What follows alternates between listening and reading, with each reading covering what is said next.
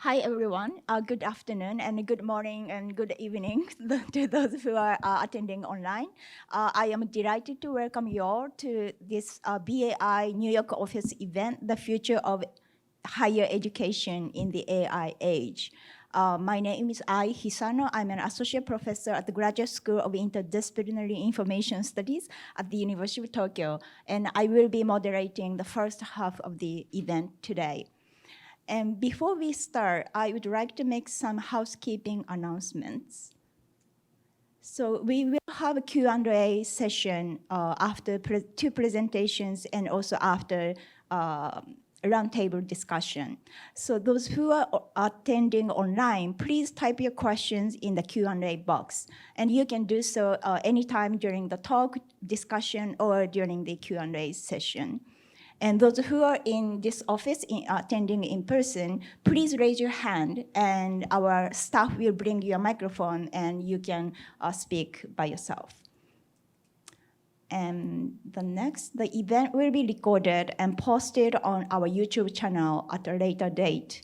And those who are attending here in person, when you ask a question, your voice will be recorded and may be posted on YouTube.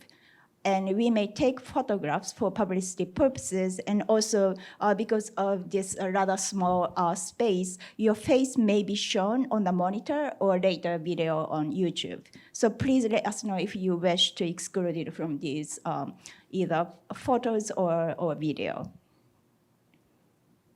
And those who are attending online, please turn off your video and microphone on Zoom, and also please refrain from recording the video and audio of the event. Thank you in advance for your understanding. Now I would like to move on to opening remarks given by Professor Yuko Itatsu, the director of BAI Global Forum.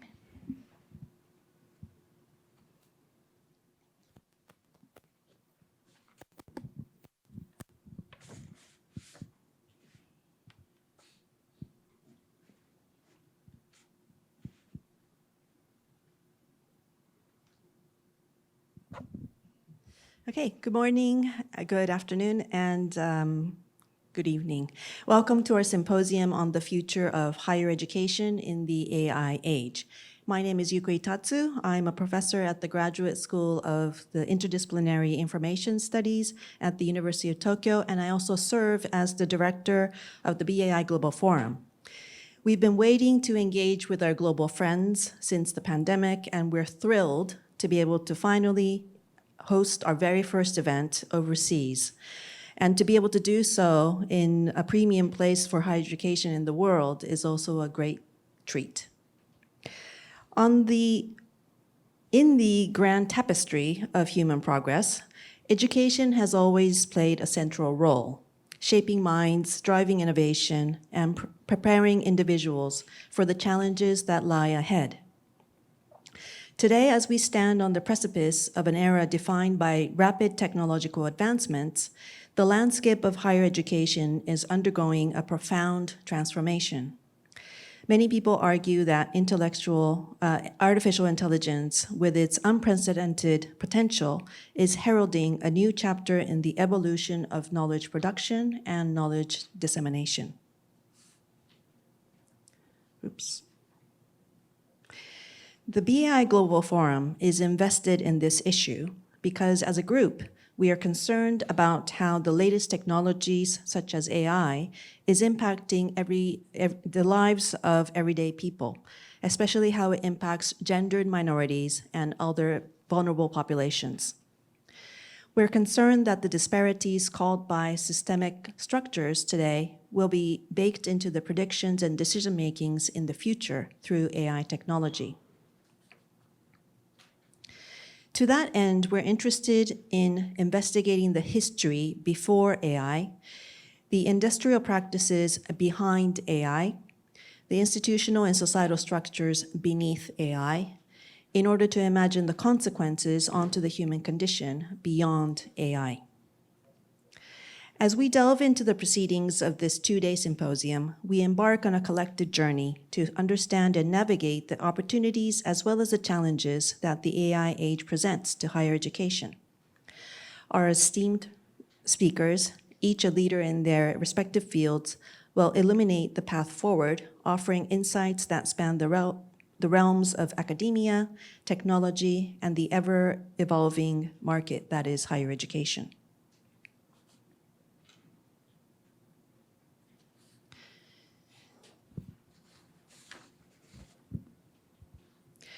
Dr. Lauren Goodlad is professor of English and Comparative Literature at Rutgers University.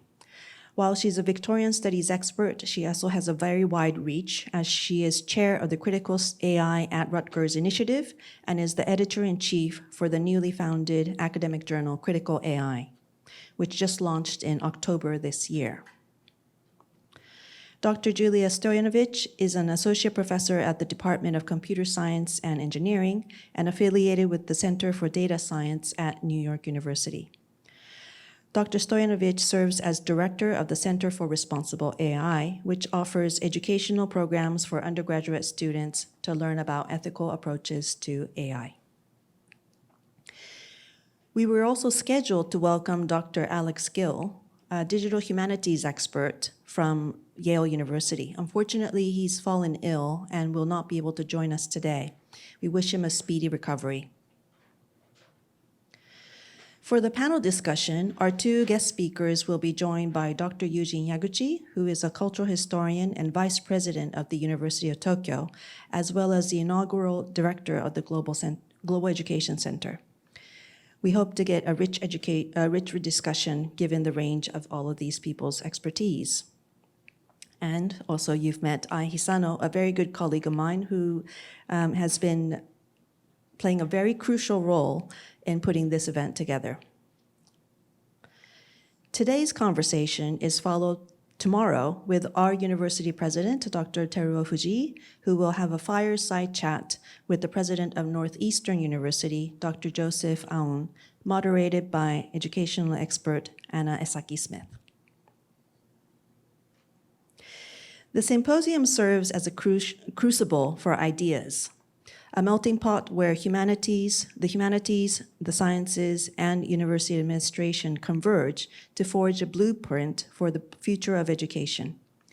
We'll explore the impact of AI on curriculum design, the role of educators in this era of divisive language, propaganda propelled by deepfake, and the imperative for pivoting careers and the necessity of lifelong learning.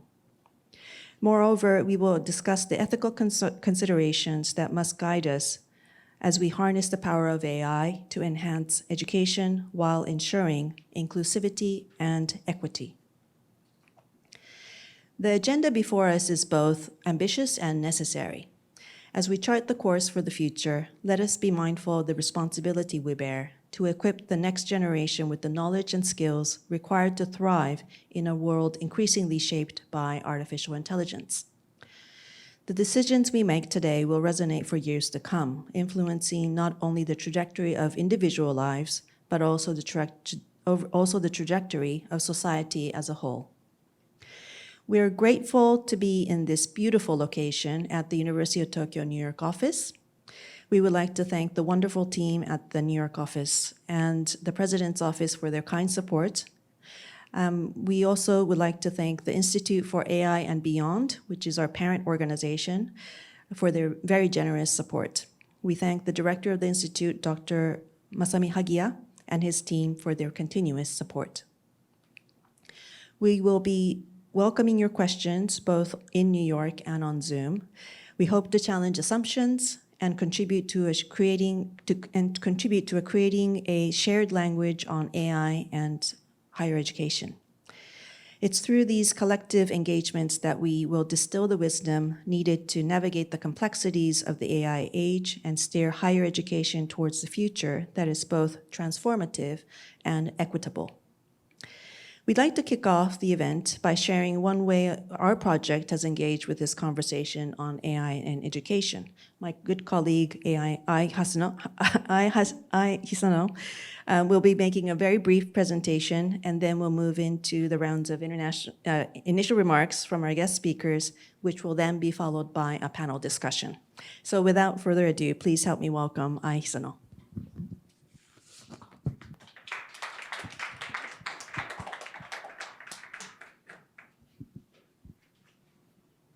Thank you, Professor Itatsu, for the kind introduction and very nice opening remarks. So, as Professor Itatsu mentioned, we published this book. We published this book, Understanding AI in Society, How Technology Exerts Power.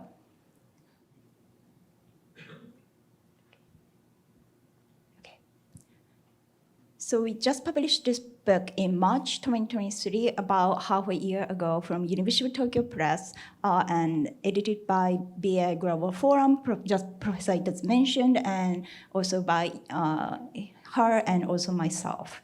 And as we were thinking about opportunities to reach out to broader public and also to publicize and sell this book, we came up with the idea of organizing this event on AI and its impact on society.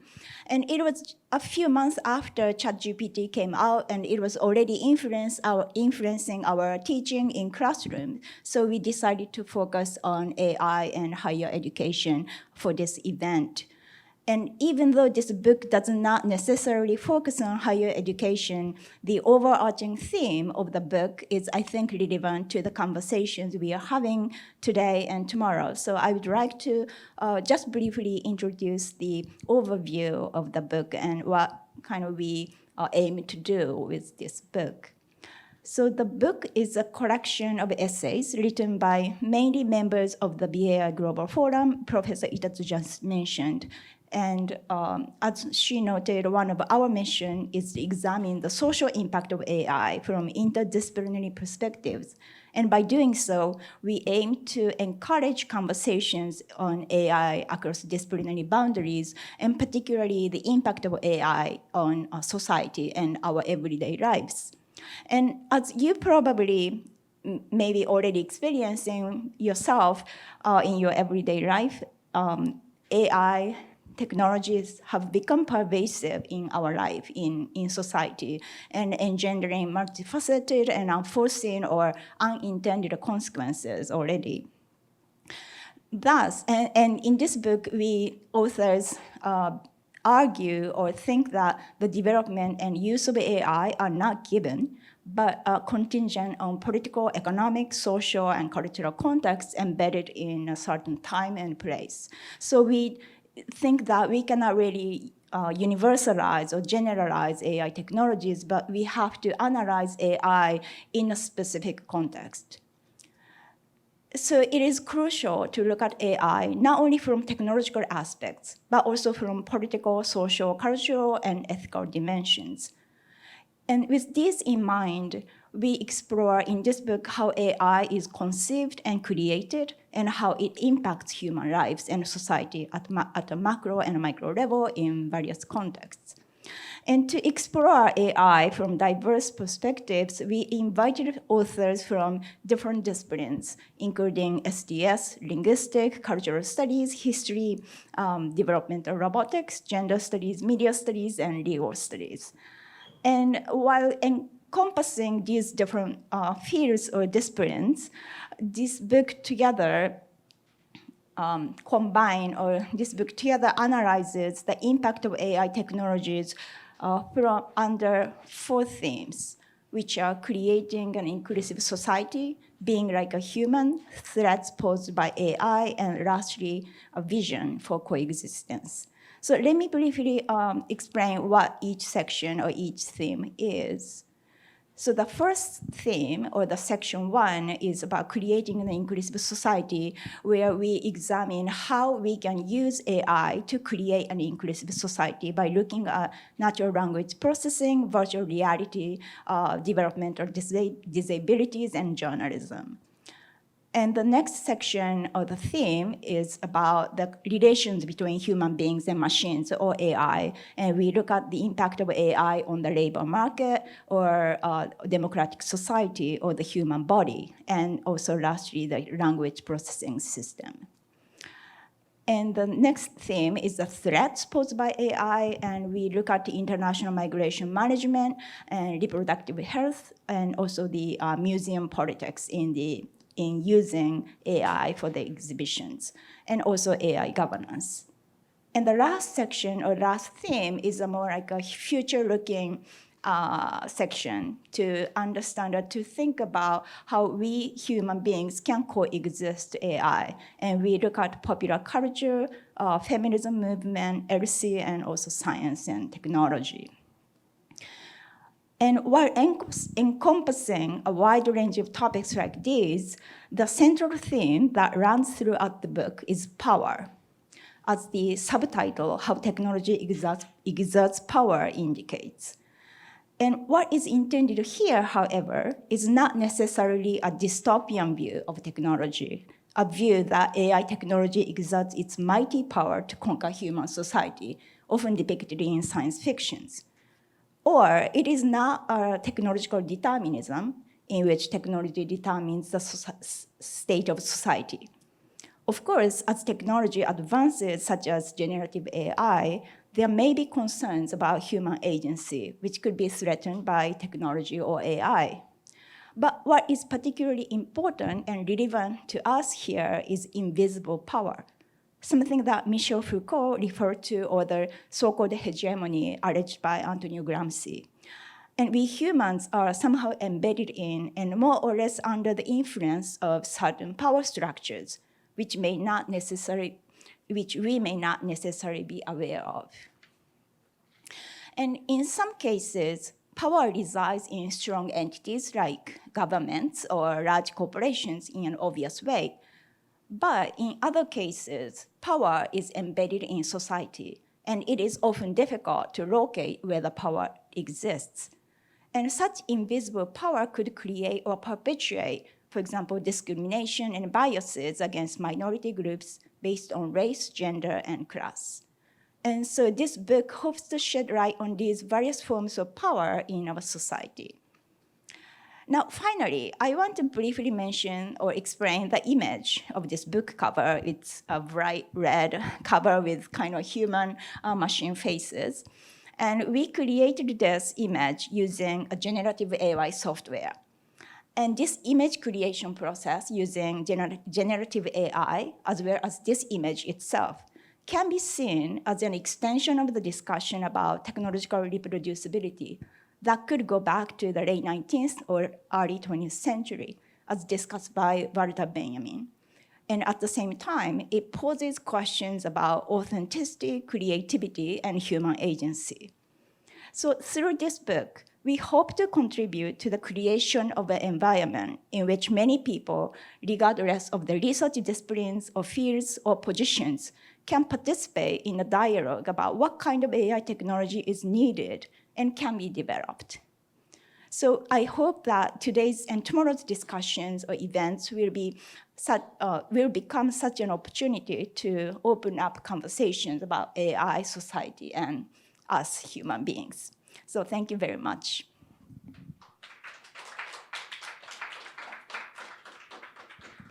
Okay, now I would like to move on to two presentations by two experts, Professors Lauren Goodlad and Professor Julia Stoyanovich. And so Lauren, thank you.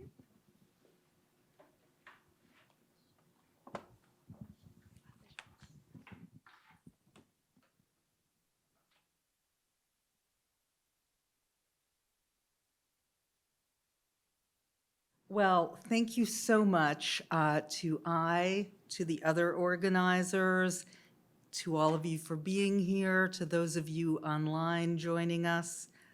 It's really a pleasure, and I'm very excited by the book. I look forward to reading it. I do have some blank slides, so when you see them, don't be alarmed. AI today functions as a moniker for a grab bag of computational systems with little public understanding or oversight.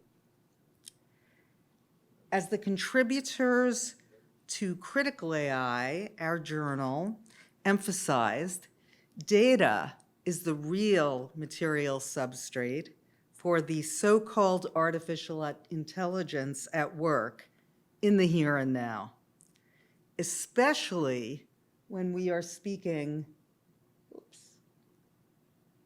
especially when we are speaking of the large language and large image models powering the chatbots that are now urged on researchers, educators, and the public at large. In the political economy that undergirds today's commercialized chatbots, relatively few people have the opportunity to develop what we call critical AI literacy. To learn that AI today, by and large, is in actuality data-driven predictive analytics, large-scale statistical models that became possible when the internet and network devices fueled unprecedented access to massive quantities of human-generated data. While advances in computing made it possible for a small number of tech companies to devote enormous economic and energy resources to the storing and mining of data gleaned through proprietary systems or scraped from the web. That concentration of data and compute resources, we might call it power, fundamentally enabled what is called AI. This is especially true for the large models that now go by the name of generative AI, as on this McKinsey website, and which are sometimes depicted as threats to human professional and creative labor, which to some degree they are, though it remains uncertain even to some Google engineers who we are listening into a Discord group, what precisely these models are good for. Google, of course, has since, just a few days ago, released its new model, Gemini, and was forced almost immediately to admit that its own video for the new model had been heavily edited. To be sure, such systems produce human-like text, images, videos, and some code in the wink of an eye. But because they predict what is probable in response to an input, rather than engage the actually existing world, their predictions are often wrong for many reasons. The systems require enormous human reinforcement and, at least for now, operate at a significant economic loss. Many computer scientists are outspokenly skeptical, including Yejin Choi, who memorably described GPT-3 as a mouth without a brain. At minimum, critical AI literacy means that when people hear about today's AI, they should not be thinking about this. I'm dating myself here. A famous scene from Blade Runner, a movie that I teach quite a lot, depicting a humanoid, quote unquote, replicant. We don't have this technology. Or even this contemplative, apparently conscious robot. We don't have that technology, but rather a vastly scaled up, multi-dimensional version of this. This is the technology that we have. And please keep that image of a bell curve in mind, because despite the common use of anthropomorphizing metaphors that liken neural networks to the human brain, and despite the trillions of parameters that make up today's most sophisticated deep learning architectures, what makes generative models work is the modeling of lots and lots of data, much more than any human observes in a lifetime. Emily Bender, Timnit Jabru, Margaret Mitchell, and Angela McMillan-Major are the named authors of a paper that famously calls these models stochastic parrots, though I prefer to call them probabilistic mimics. That's partly because probabilistic is a much more familiar word than stochastic, and also because parrots are really smart animals. Whether described as parroting or mimicry, these models work by predicting what might plausibly follow a user's prompt through a representation of the patterns observed in vast troves of training data. That's the model. But without the system having any human-like understanding of what the words and images mean to a person. Now, what does it mean for a system to manipulate human language or images probabilistically without any human-like understanding of what they signify? In generative AI, it often results in what the industry likes to call hallucinations. Note the use of another anthropomorphizing term for what in actuality are just bad predictions. Usually, these are false or simply made-up inferences that mimic the observed forms of common kinds of human text and plug in plausible seeming but factually incorrect or completely fabricated details. So from about a year ago, this was when GPT-4 first began being the model underneath ChatGPT. This was me running my bio and doing what I thought was a favor. I said I was at the University of Illinois at Urbana-Champaign, where I had been for many years, knowing that it had no access to training data before 2021. So I wanted to give it a good chance. Everything in yellow is completely plausible, but wrong. I was not born in Madison, Wisconsin, which you may be able to tell. I did not grow up in a small town in New York, unless you want to describe Brooklyn that way. I don't have a BA from Williams College, et cetera, et cetera. It's all just plausible but made up. Notice the structure. These models have been called Mad Libs on steroids because their training process involves something like a Mad Libs masking of words in order to optimize for good predictions within familiar patterns. You know, this is certainly a plausible way of setting up an academic bio, if almost wholly wrong. Now, from a few days ago, this is Bing Chat, which can, of course, search the web. It does do better with a simple bio for me. This time, I'm giving it the information about University of Illinois because I'm wondering if it will flag that as incorrect.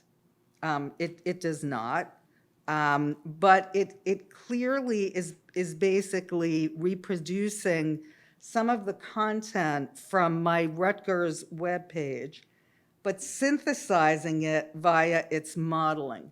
But look down here, notice the error about Rutgers. I do not have a PhD from Rutgers. My PhD is from Columbia.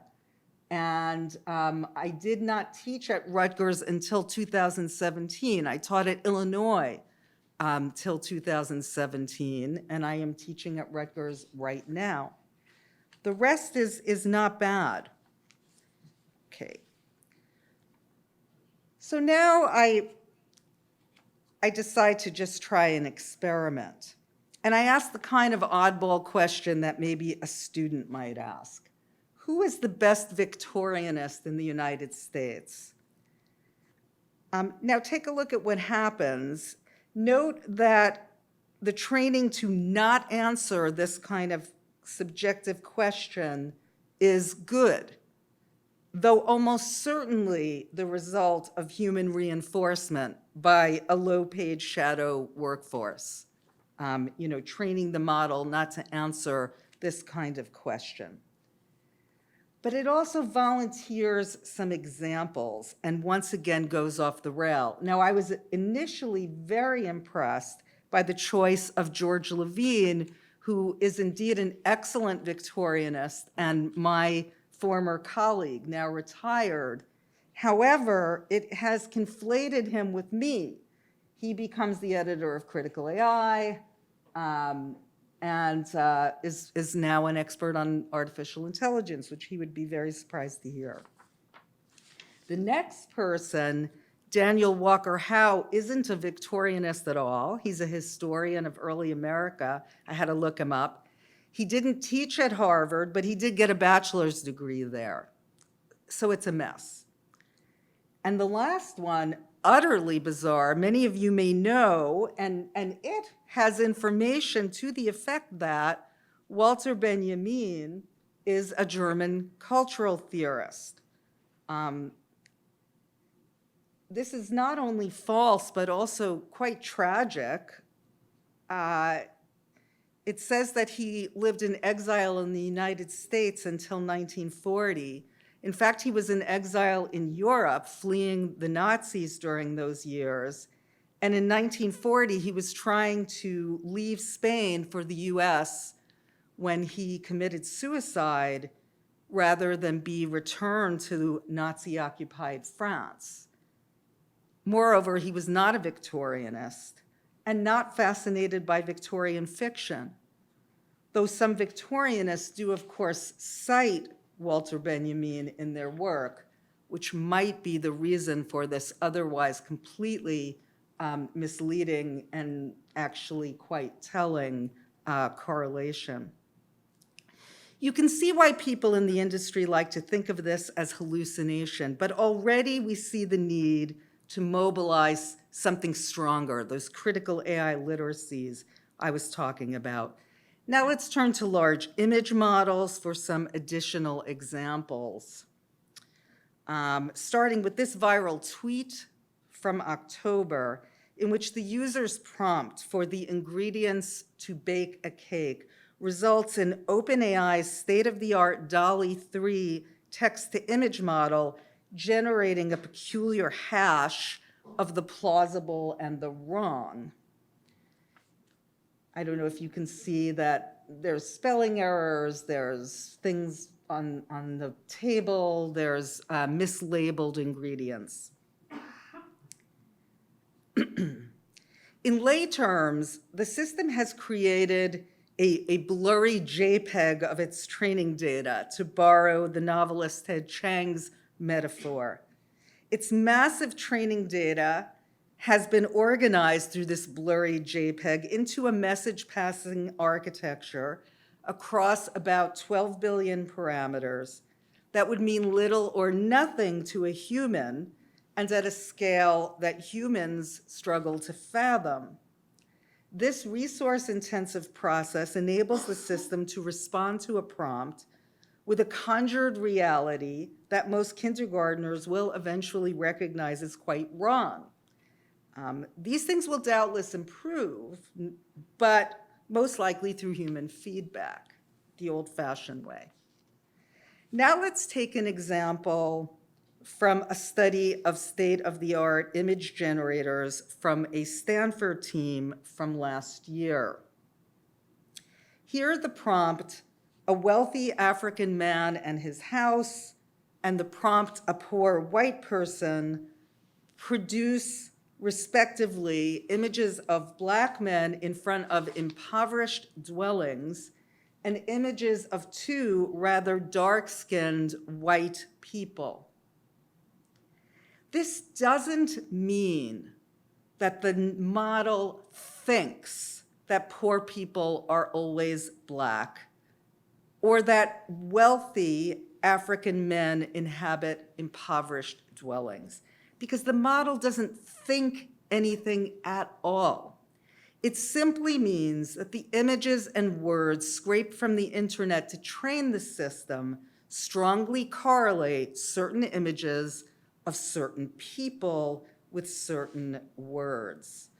And this reminds me of that chapter on inclusion that I was talking about. In the world of data scraped from the internet, a world that vastly overrepresents the North American and Europeans who use the internet and especially then scrapable sites such as Reddit, a preponderantly whiter, more male, and more English-speaking demographic than the world at large, the recorded presuppositions of other people, perhaps middle-class Africans or even poor white people, are either underrepresented or excluded entirely. Remember that almost a third of the world's population has no internet, on top of which billions of people speak languages for which there isn't sufficient data to do even the most simple language tasks. So this has absolutely nothing to do with reality. In the real world, though the rate of white poverty in the US is less than half that of African Americans, the actual number of white people living in poverty, about 15.9 million, according to one 2021 estimate, is almost double that of Black counterparts. But the correlation between Blackness and poverty is so strong in the data, scraped from the internet, that AI systems reproduce that massive data-driven evidence as if it were reality itself. As a result, in a perfect irony, millions and perhaps billions of human workers, mostly underpaid, and many people of color located in the global South, are necessary to giving generative systems an impression of human-like intelligence that they wouldn't otherwise have.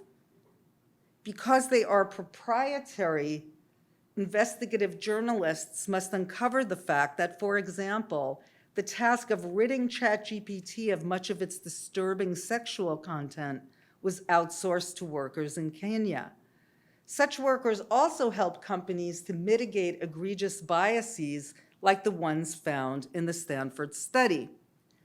So you probably won't see the errors about houses in Africa anymore, and some will consider it out-of-date evidence for the model's bias, on the presumption, perhaps, that the employment of what's being called a global AI underclass to mitigate the flaws of poor training data and the limits of correlation somehow make the use of these models ethical and reliable.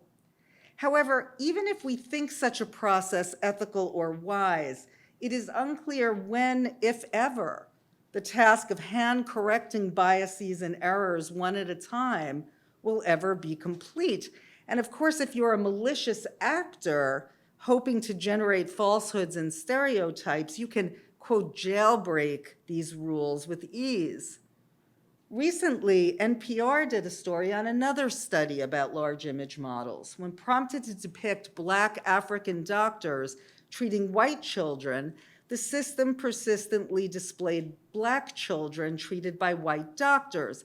And when asked to depict doctors helping children in Africa, giraffes and elephants sometimes appeared. Such inclusion of wildlife in the delivery of healthcare is, of course, wholly unreal. But as the study's author explains, the model denies modernity to Africa and replaces it with a false, stereotypical reality.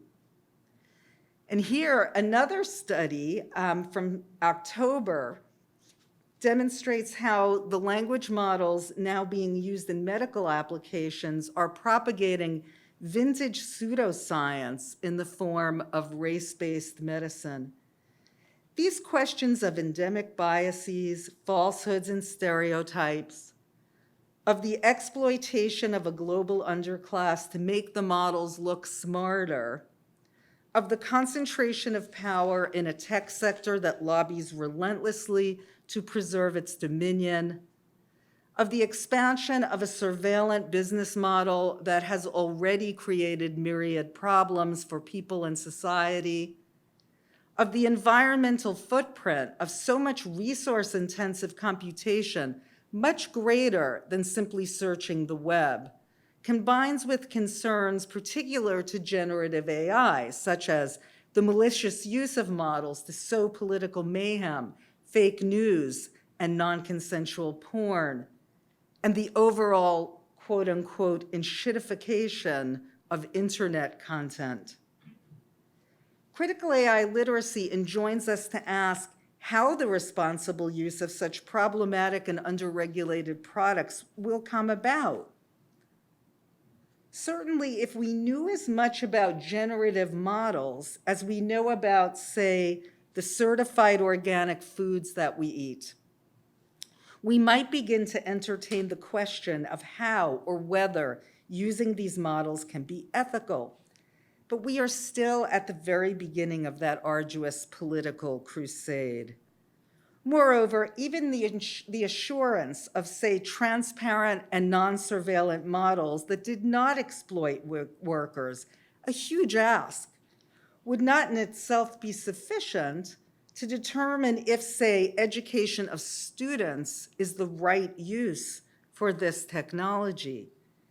In the US, at least, advocates of teaching with the technology sometimes suggest that students should brainstorm with ChatGPT, or that they might use it for research, or generate a first draft. Though teachers should, of course, experiment, we've seen that chatbot research is deeply flawed and environmentally unsound. And we have no evidence that teaching students to brainstorm with or generate first drafts from probabilistic language models is a workable means to inculcating critical thinking, or the ability, as I am charged to do, to communicate effectively in modes appropriate to an area of inquiry while evaluating and critically assessing sources. In fact, the training of scraped data into blurry models entirely undermines such critical assessment and attribution, since the models are both plagiaristic, imbibing content without the means to cite it, much less critically assess it, and entirely unable to pinpoint the source of their synthesized outputs. Such challenges for critical AI thinking take me to the increasing evidence for model collapse, and I'll come back to this because I want to stay on time, but remind me to tell you about what this study is suggesting about how models trained on previous models cease to function. Let me be clear. In the fullness of time, we and our students will find lots of good reasons for using chatbots in particular ways for performing the tasks at which they excel.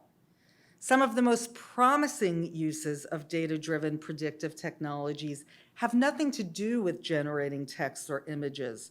They may involve better cancer treatments, weather prediction, climate modeling, or energy efficiencies.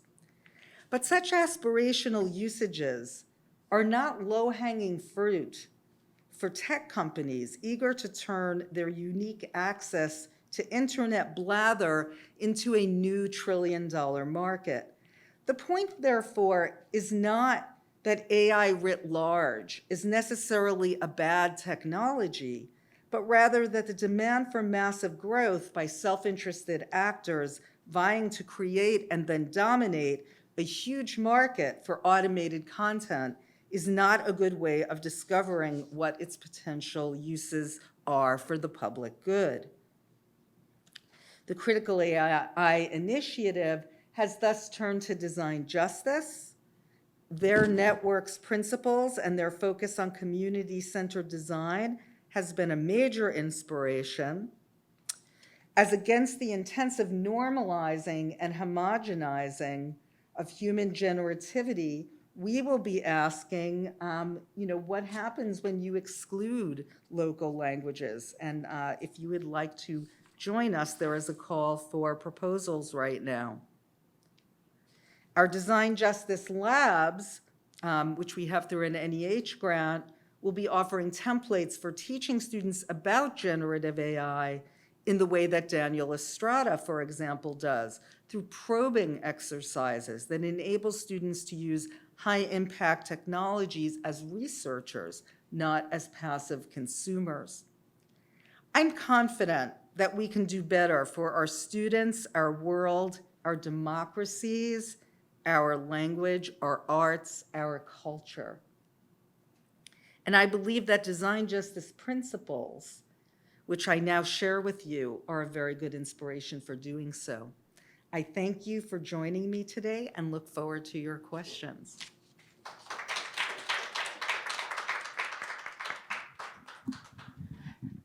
Thank you, Lauren, for the very rich and informative talk. So now, if you have any questions, please raise your hand.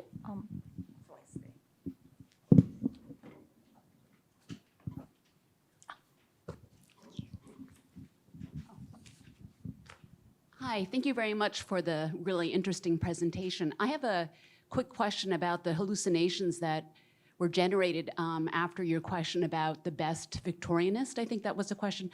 I'm wondering, not that that's not a prompt that I would also use, but maybe the word best might not be the best question to ask generative AI, because it is a subjective kind of judgment, rather than asking who was the most influential or the most cited, or something that maybe is a little bit more neutrally quantifiable. I'm wondering if you would have gotten a better response than something that might trigger a free zone, a confusion by asking them about something like even in this room, if we were to ask a question about the best place to go on vacation, we're going to have a million different responses. So I'm just wondering about the prompt, maybe minimizing the hallucinations that you would receive. Well, I have two things to say to that. One, I deliberately asked it a ludicrous question, and it did a good job of identifying it as a question that I shouldn't ask. I did not ask it to then say, but here are some influential Victorianists. There are all kinds of best lists all over the internet. So it might have been able to do a better job. I don't think there's any reason for it having done such a terrible job, other than the fact that I infer the two models, the one that searches the web and the one that that constitutes GPT-4, are not cooperating very well. They're kludged together, and they come up with something that is worse than a search engine on its own would deliver, or that GPT-4 on its own would deliver, no doubt. But my purpose wasn't to coax it. I mean, yes, of course, humans who want to coax better answers out of, chatbots can do a much better job. My point was to deflate the very common impression that these companies convey, that not only are these models potentially useful, say, but that they are on the verge of some kind of, depending on who you're listening to, you can hear everything from that, you simply do not need to do anything anymore. You just press a button, right? To they're practically sentient. They have mental representations of all kinds of things. They're modeling human cognition, all of which is extraordinary hype, as my examples show. There was nothing wrong with the prompt for ingredients to bake a cake. And, now, of course, image models are smaller. So yes, thank you. But, I would absolutely not deny that a better prompt gets a better output, for a good reason. Humans are smart. I've been doing searches for a long time, and I'm really good with a search engine. I know just what to put in to get a good result, because I'm good. Thank you. Any other questions? Probably we have time for one or two questions.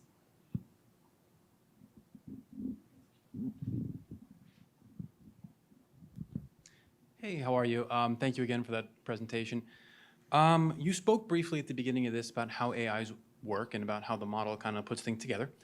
Do you think that introducing maybe a more dumbed down version of that explanation to younger students might actually mitigate reliance on AI in academia in the future?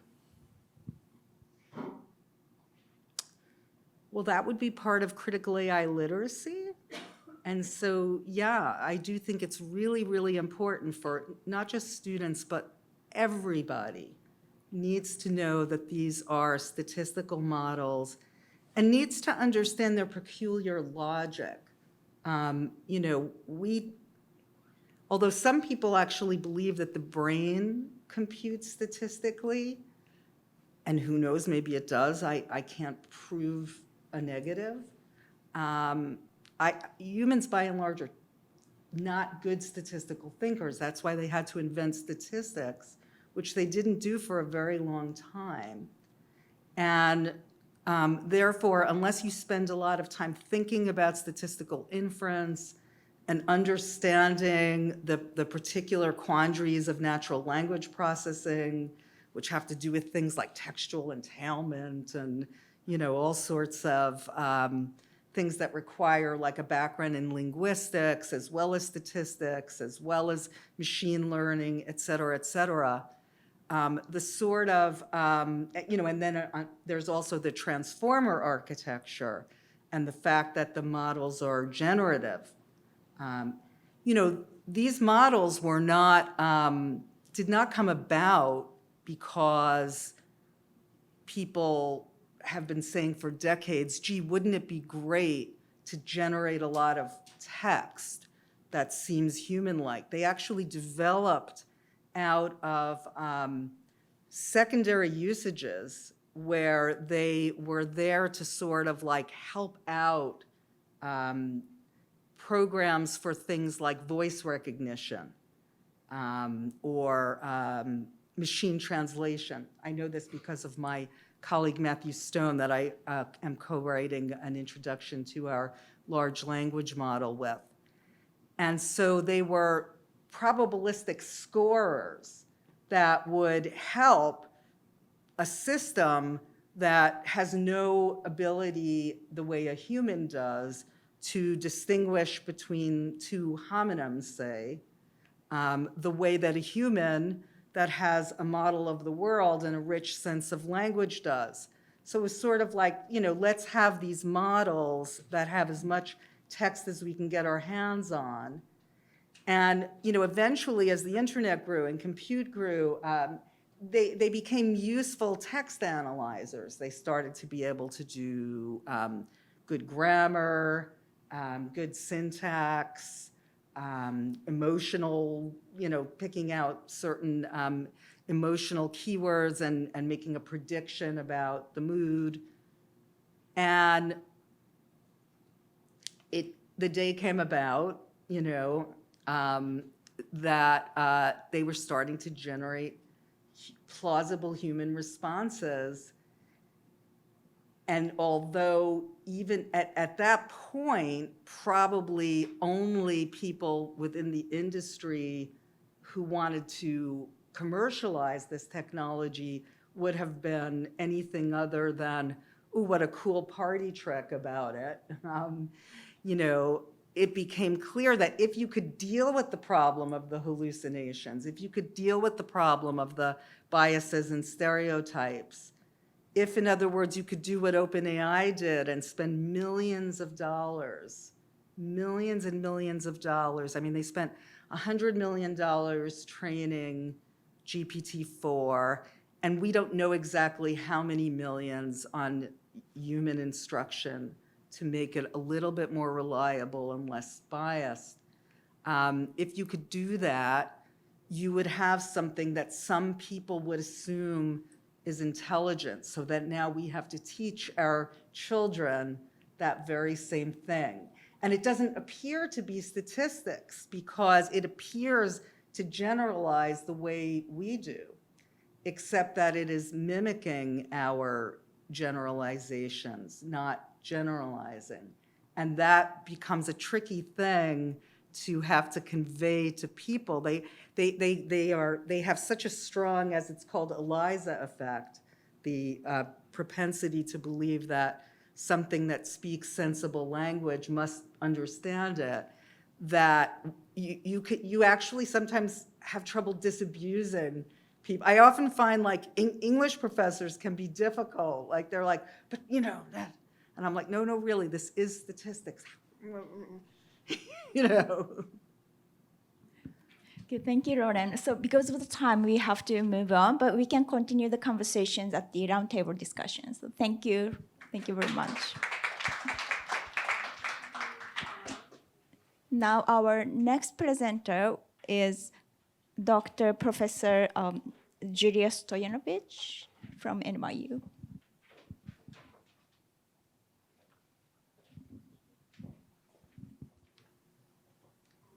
All right, so how much time do I have?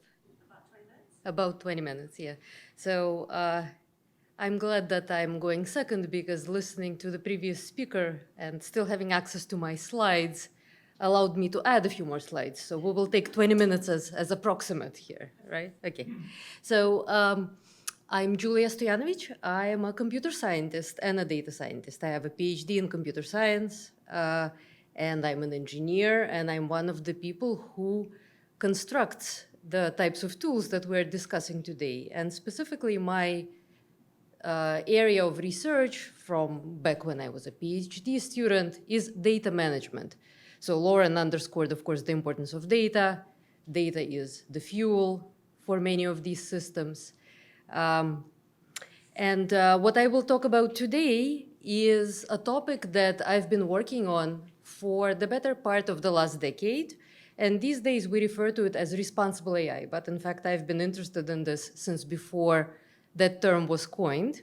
And I also took the general theme of our gathering here somewhat seriously. So I will speak about responsible AI in general, but I will also speak about responsible AI in some aspects of teaching and learning.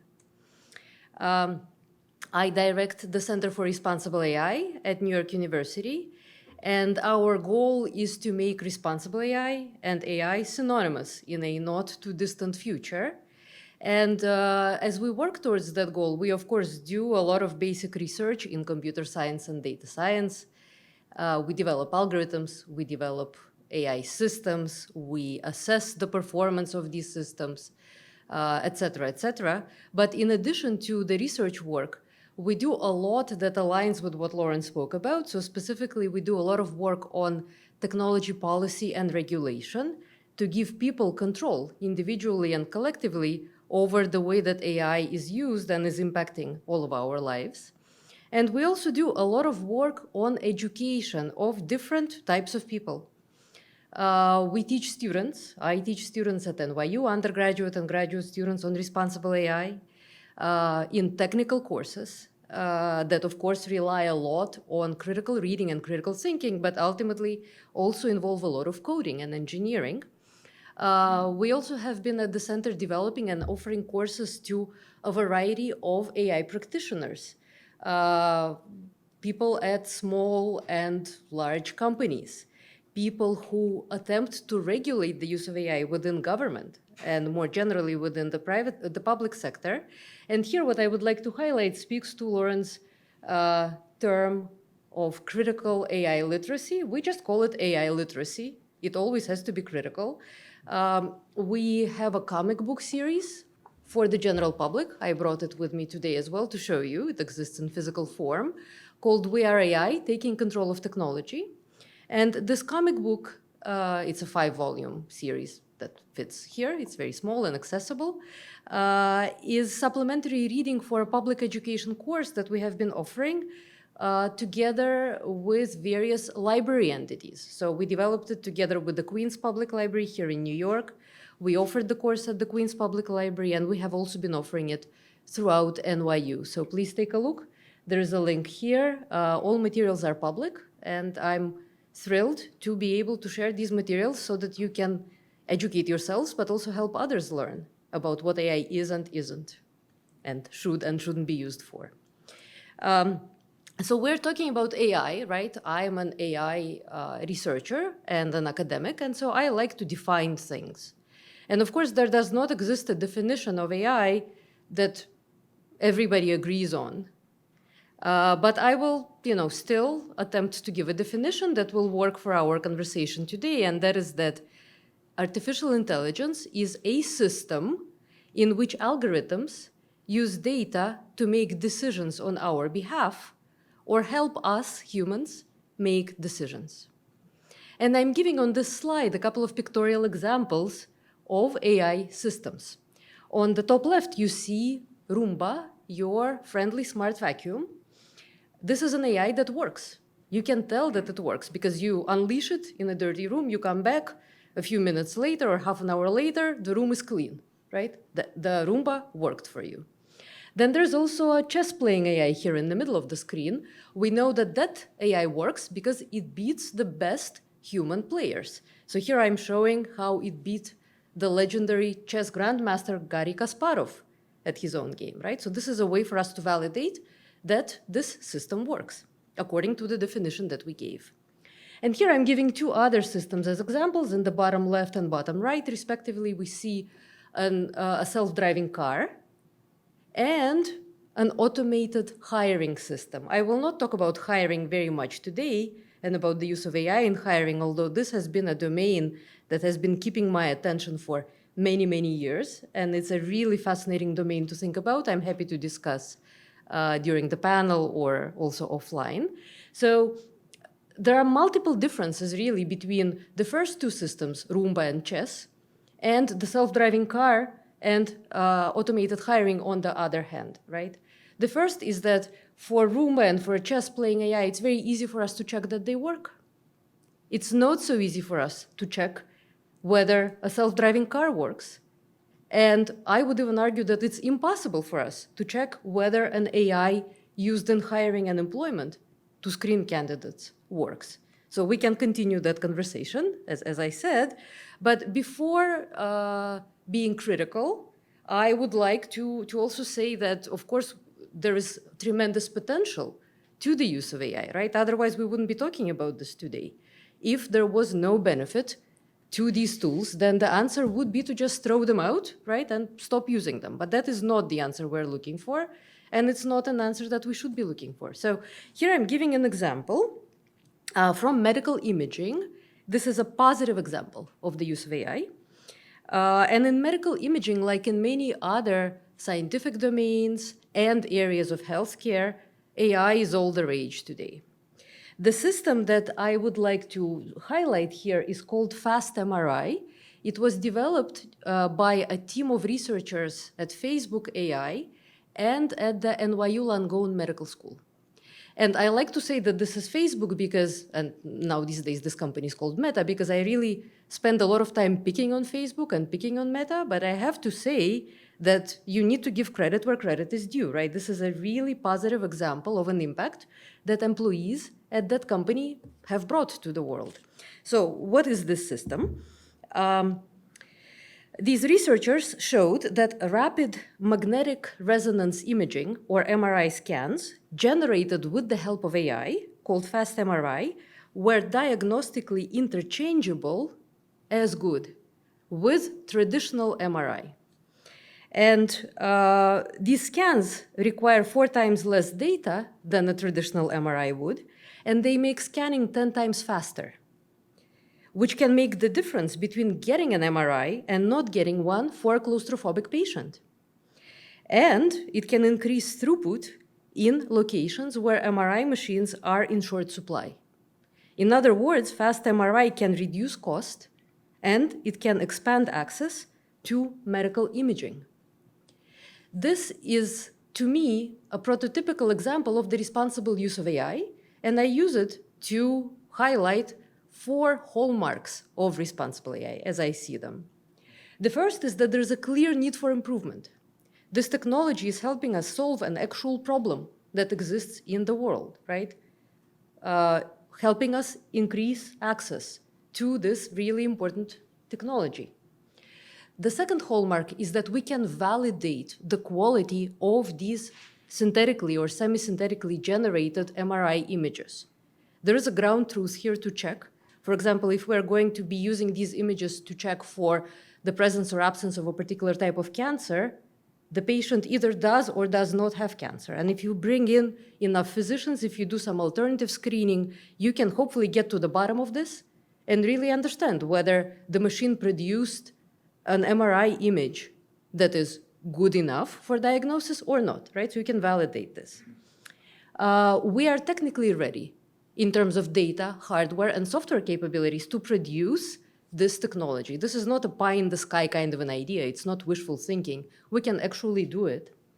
And then critically, the fourth hallmark here that again speaks to AI and data literacy is that we have decision-maker readiness.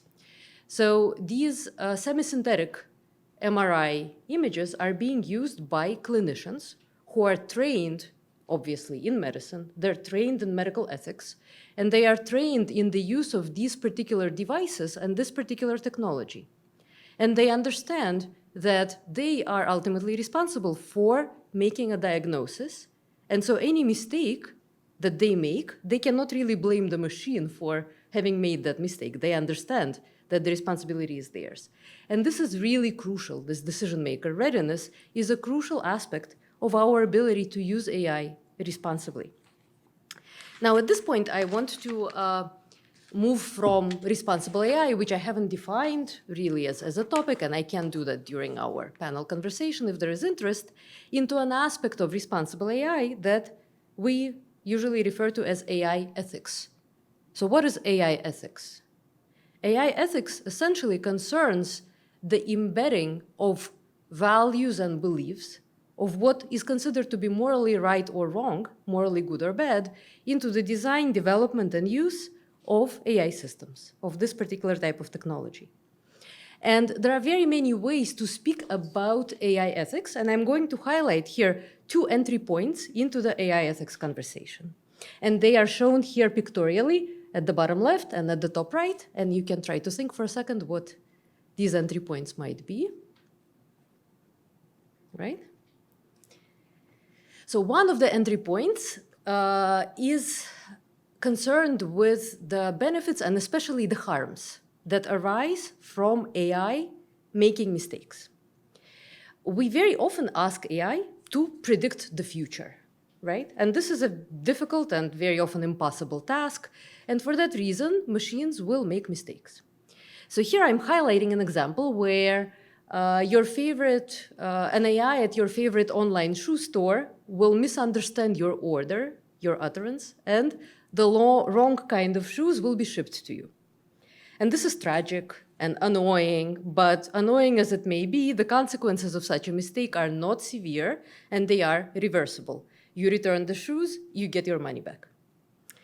Now, on the other end of this sort of harms spectrum, there are examples where machines make mistakes, or humans with the help of machines make mistakes, and these mistakes lead to catastrophic, irreversible harms, even to the loss of human life.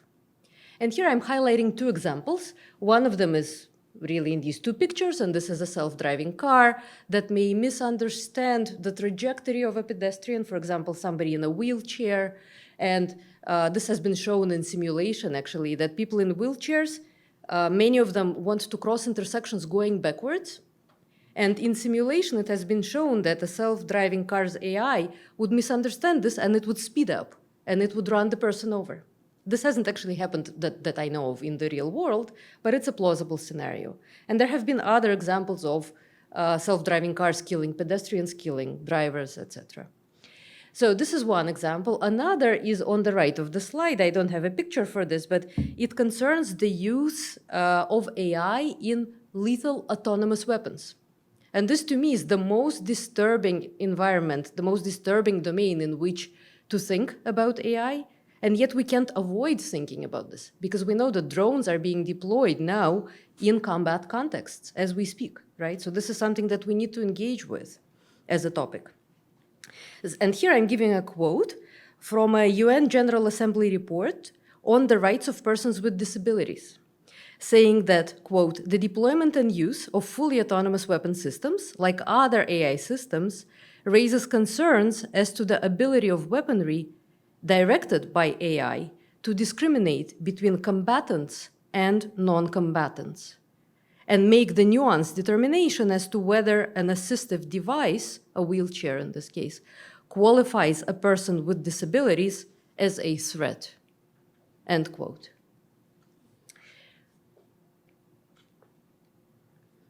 We spoke about mistakes leading to very slight harms. We spoke about mistakes leading to catastrophic harms. Of course, the bulk of the mistakes and the harms is somewhere in between that is due to the use of AI. And this is an example where that I'm gonna come back to the teaching and learning environment with, that speaks about harms due to AI being cumulative. So each one of these harms maybe is not gonna kill somebody, it's not as terrible as a self-driving car hitting a pedestrian, but it's a kind of a death by 1,000 cuts. What I'm showing here is the use of standardized tests that predates AI, but now with the use of AI, this has been automated and scaled up in assessment, right? In deciding who gets into a particular college or a particular school, who gets to take a particular math course, let's say, right? And there's a lot of evidence to suggest that these standardized tests before AI, but even more so with the use of AI, function differently for people with different backgrounds, with different demographic and socioeconomic backgrounds. And the way that I'm depicting this pictorially here is at the top right of the slide, where you have glasses, right? And one of the lenses, the one on your left, is very clear. And it's seeing a white male student very clearly. It's really able to assess their skills, their knowledge very well. And then the right side of the glasses, the right lens, is a lot blurrier. And under that lens, we see a person who is not seen quite as frequently in these settings. And this person happens to be a Black woman, right? And so the test is gonna be, as we say, calibrated less well for individuals from that demographic group.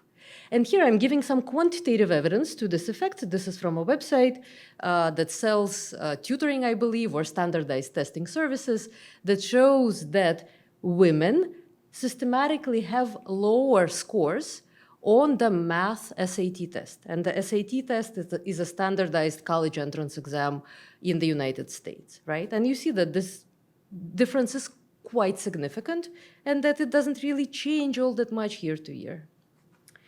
And now, based on this, you can make different conclusions, right? What conclusions you draw depends on your values, on your beliefs, on your ethical norms that you stand by. One of them could be that you just think that girls are not as good at math, in which case you're okay with these results. But I think that many reasonable people, and hopefully everybody in this room, will agree that the reason for this disparity is not that girls are not as good at math, but rather that girls are not encouraged as much and are not given as much of an opportunity to learn math as are boys. Okay, now this conversation, this first entry point into AI ethics that was once again about mistakes, bias type of mistakes that I spoke about just now, or actual physical mistakes where somebody gets hit who shouldn't have been hit by a car or by a drone, take us into a kind of a utilitarian view of ethics, right? And the idea here is that we want to somehow outfit our machines with an ability to weigh the benefits and the harms, to come up with a formula that sums them all up and allows us to come up with a balance of the benefits and the harms that benefits the greatest number of people. And for this, I am citing, of course, quoting rather Jeremy Bentham, who said, "It is the greatest happiness of the greatest number that is the measure of right and wrong," right? And this is a very simplistic view that unfortunately is unrealistic for us to achieve when it comes to outfitting AI systems with ethical norms. And this is because there isn't just the one kind of a person that we care about in society. We care about the benefits of many different kinds of people. And it also is really not clear how to measure happiness, right? We can't come up with a formula that gives us a number that we then optimize for. And furthermore, there's also this issue that if we subscribe to the purely utilitarianist approach to AI ethics, this is something we call algorithmic morality. And that's what I'm showing here with this can of worms. It's a can of worms that has utilitarianism and morality and values and inequality.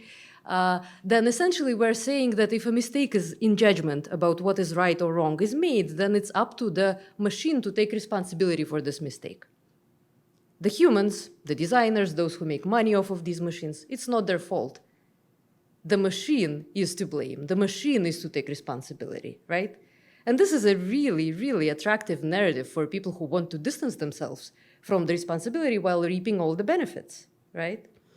And it's nonsensical because, of course, machines have no agency and no free will. They did not make a conscious choice to make a mistake that then led to a harm. And so they cannot be held morally accountable and responsible for these choices. So this approach I don't like. I don't think it holds water. I think it's simplistic. And I'm sure that people who subscribe to it very strongly and speak about it very strongly, many of them also doubt how realistic it is, but it serves their purposes. So another entry point, and I'm going to be much shorter here on this conversation, and this is also because the previous speaker helped me get here, is that the way that we can enter the AI ethics conversation is by thinking about agency and control that people should have, agency that people should exercise, and control that people should have individually and collectively over the way in which AI systems are impacting us, right? And this is not really a conversation about the benefits and harms. It's a conversation about free will.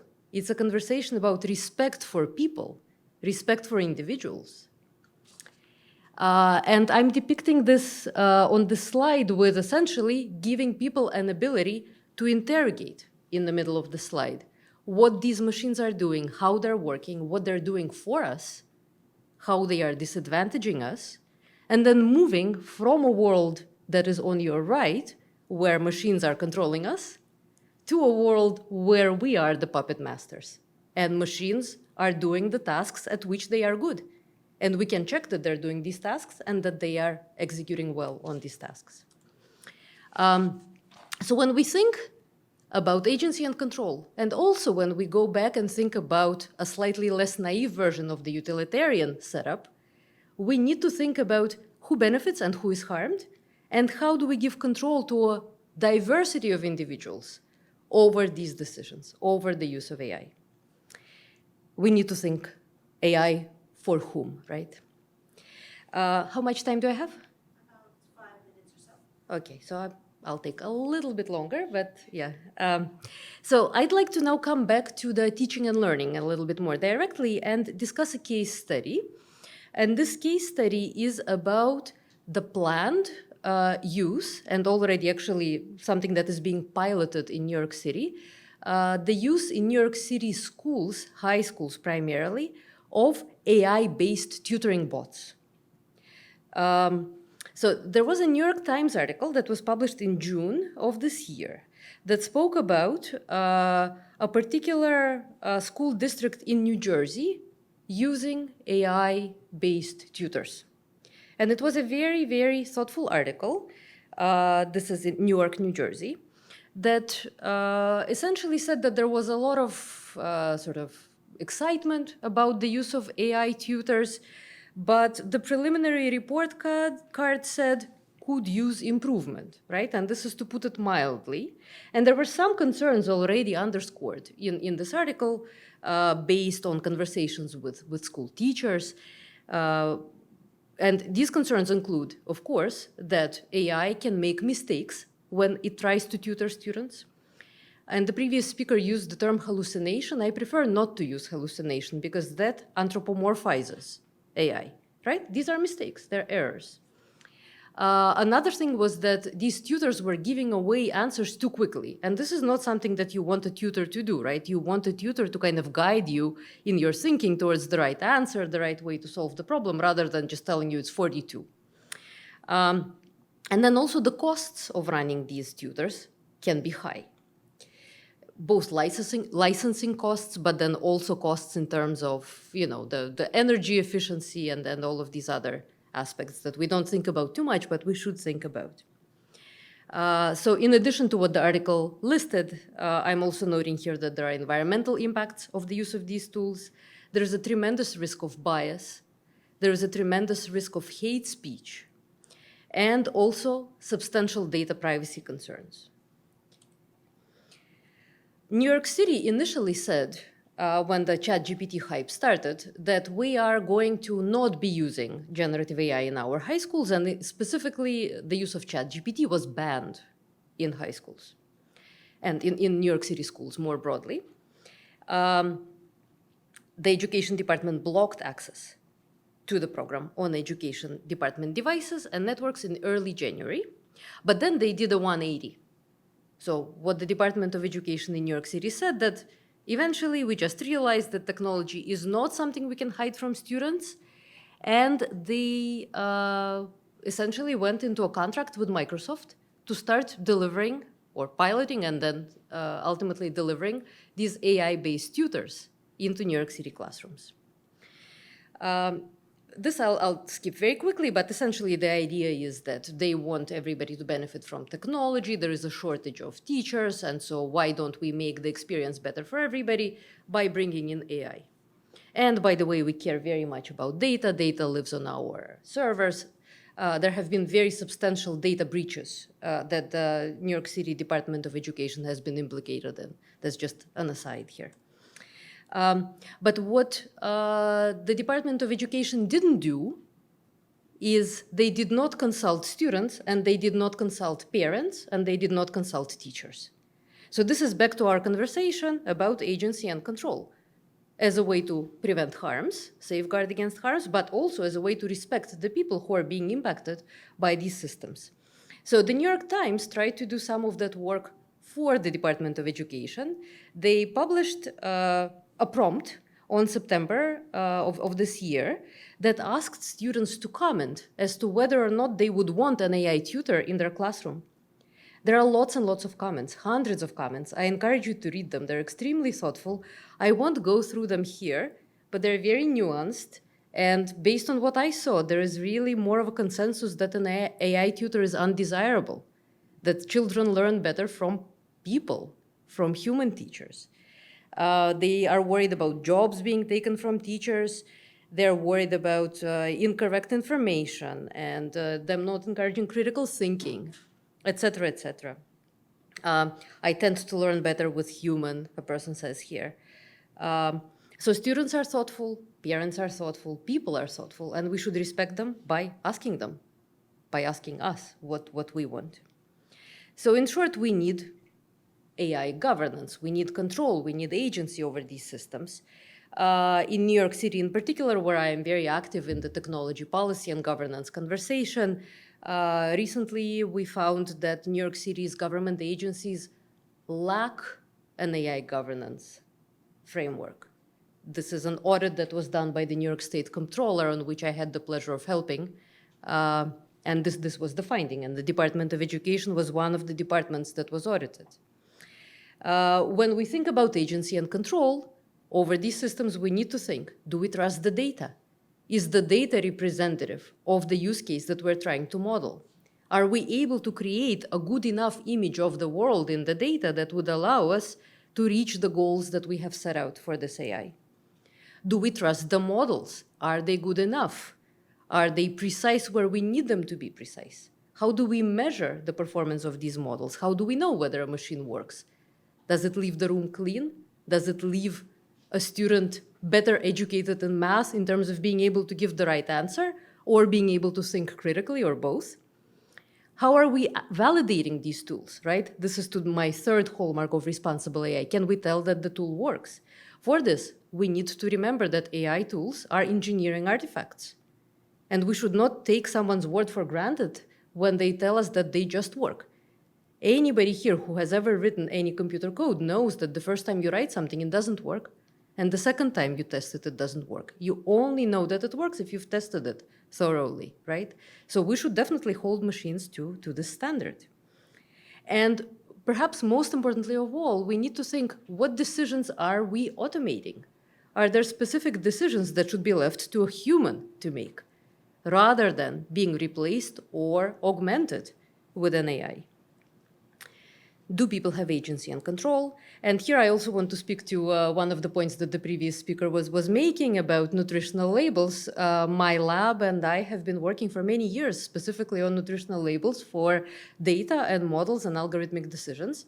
So this is a nutritional label that I suggest should accompany a job posting so that people can decide whether to apply based on what is required, how their data will be used, and how they will be assessed. So this is in response to Lauren here. This is the comic and the course that I already mentioned. And this is also in response to Lauren. So machines are not really great at coming up with algorithms for, or rather recipes for baking a cake. So in my course, in this comic book, you can see that I teach people about what an algorithm is with the help of a bread baking recipe. And I have a very similar picture to the one that you showed, but that's actually correct. Thank you very much. Thank you, Julia, for very stimulating presentation. So any questions from the floor? Yes. I'm gonna move this here.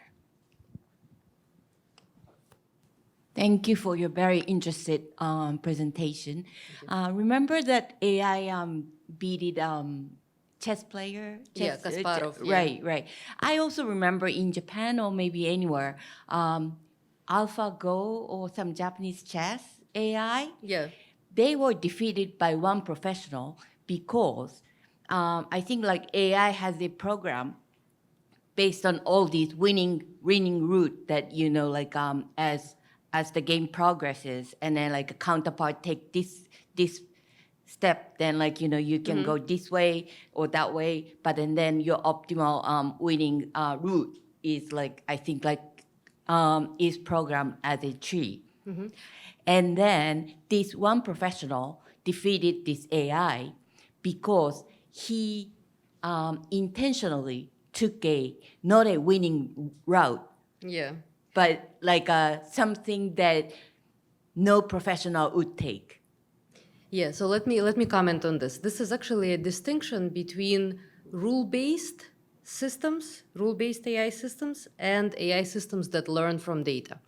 And when I studied AI in college back in the 90s, we really spoke about rule-based systems a lot. And they are the first successful examples of AI. So the smart vacuum, sorry, we're not showing my slides, but the smart vacuum is actually an example of a planning rule-based AI.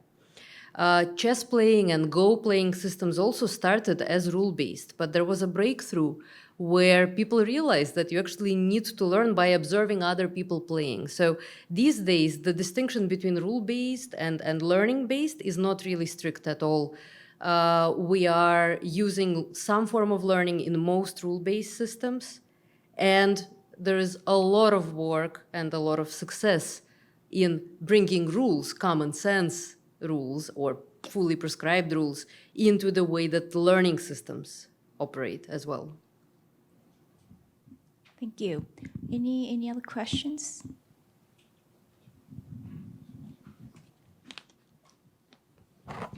Thank you very much for very interesting and exciting presentation. My name is Kaori Hayashi. I'm from the University of Tokyo. I am a sociologist and media scholar by training. And I would like to know about the AI literacy. And you are an engineering scholar, engineer, and how far do we have to learn some engineering components by acquiring the AI literacy? I'm always wondering if we had to talk about AI literacy, is it something similar to that we understand? For example, we don't have to understand how for example, the car functions if we Right. drive a car.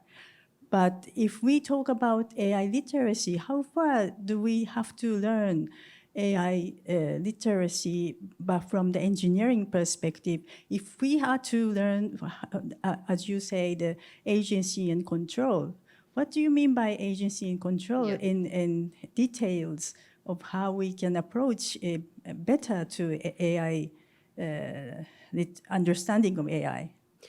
Excellent question. And I'll tell you that, people have opinions. I have a strong opinion on this. No one really knows the answer because research on AI literacy, and specifically on responsible AI literacy, as I like to call it, because it talks about the AI that matters to us, is still in the very early stages. So we have a paper that we are preparing for submission that I'm more than happy to share with you on some of this thinking. But my thinking is that people don't need to know how to code to be able to understand what an AI does. Like you're saying, we drive cars without knowing where there is an engine, what's a carburetor.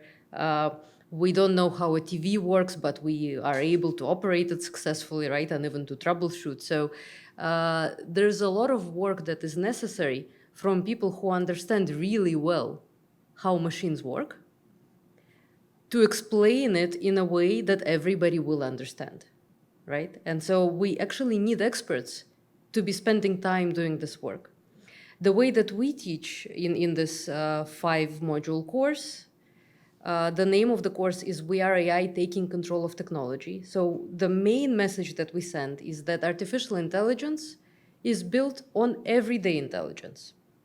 So you need to understand in principle what is an algorithm. It's a sequence of rules that you go through. What's an algorithm? When you get dressed in the morning, you first put on your socks and then you put on your shoes, right? Not the other way around. Or how you bake bread, things of that kind, right?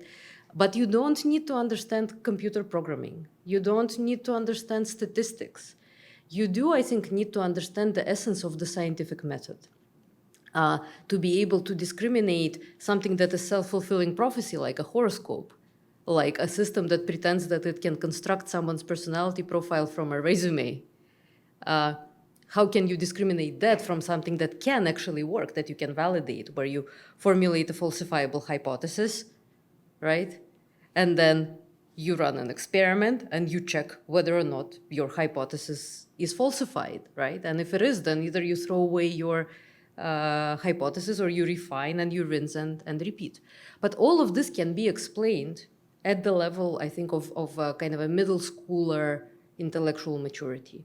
And we are now doing some work also with schools and with some educational institutions in New York City to understand how some of this can be ported into a school curricula.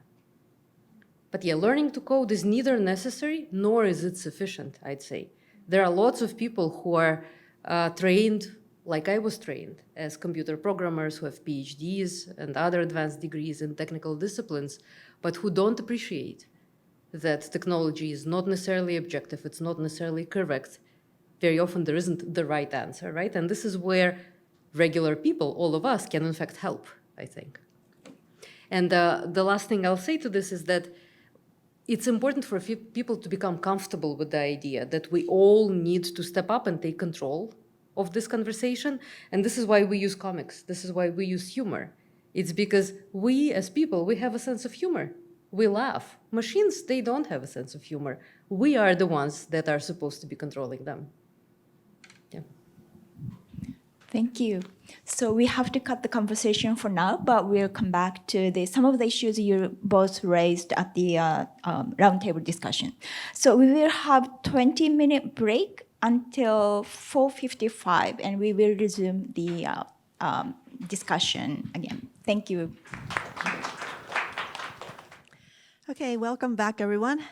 That was such a stimulating set of presentations. There's so many questions that I want to ask as well, but let's first invite Eugene Yaguchi to say a few words first. Can you tell us a little bit about what kind of, how AI intersects with your work as the director of the Global Education Center, and also you were a contributor to that book that we were talking about. So if you don't mind talking very briefly about that, that would be great.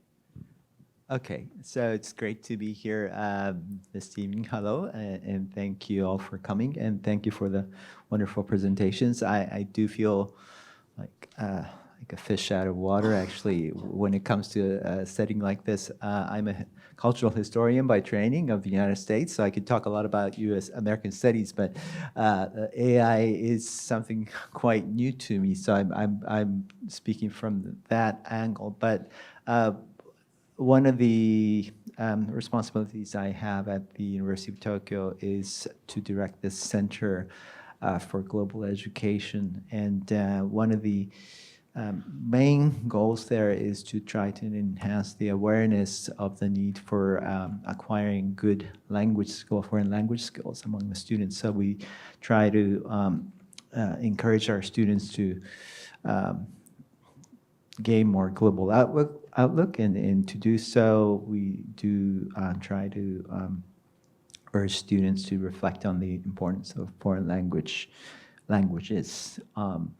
And AI, of course, is becoming very important in language acquisition, and that's been a pretty big issue, at least among my circle, and I think it should even be a bigger issue in Japan and the rest of the world. And I've been teaching English language at the University of Tokyo for a long time as well. And English language education is kind of a paradox in Japan. There's an enormous investment in English language education. Everyone studies English from the 7th grade on, and so junior high school and high school. Every university has entrance exam in English, and all the students at university study English for at least 2 years or a year or two. And yet, Japan ranks very low in the English language proficiency. I think the latest data was that it was 146th out of 170 nations among the TOEFL scores, despite all this investment. And so there's a lot of talk about what we need to do in terms of language education. There are a lot of English language teachers. I have an Yeah. idea. 7th grade is too late. Can you put your mic up? 7th grade is too late. You should Oh. teach kids younger. Well, yes. So actually, there are English language schools for toddlers as well, and quite a few number of children in at least urban areas start learning English in grade schools as well.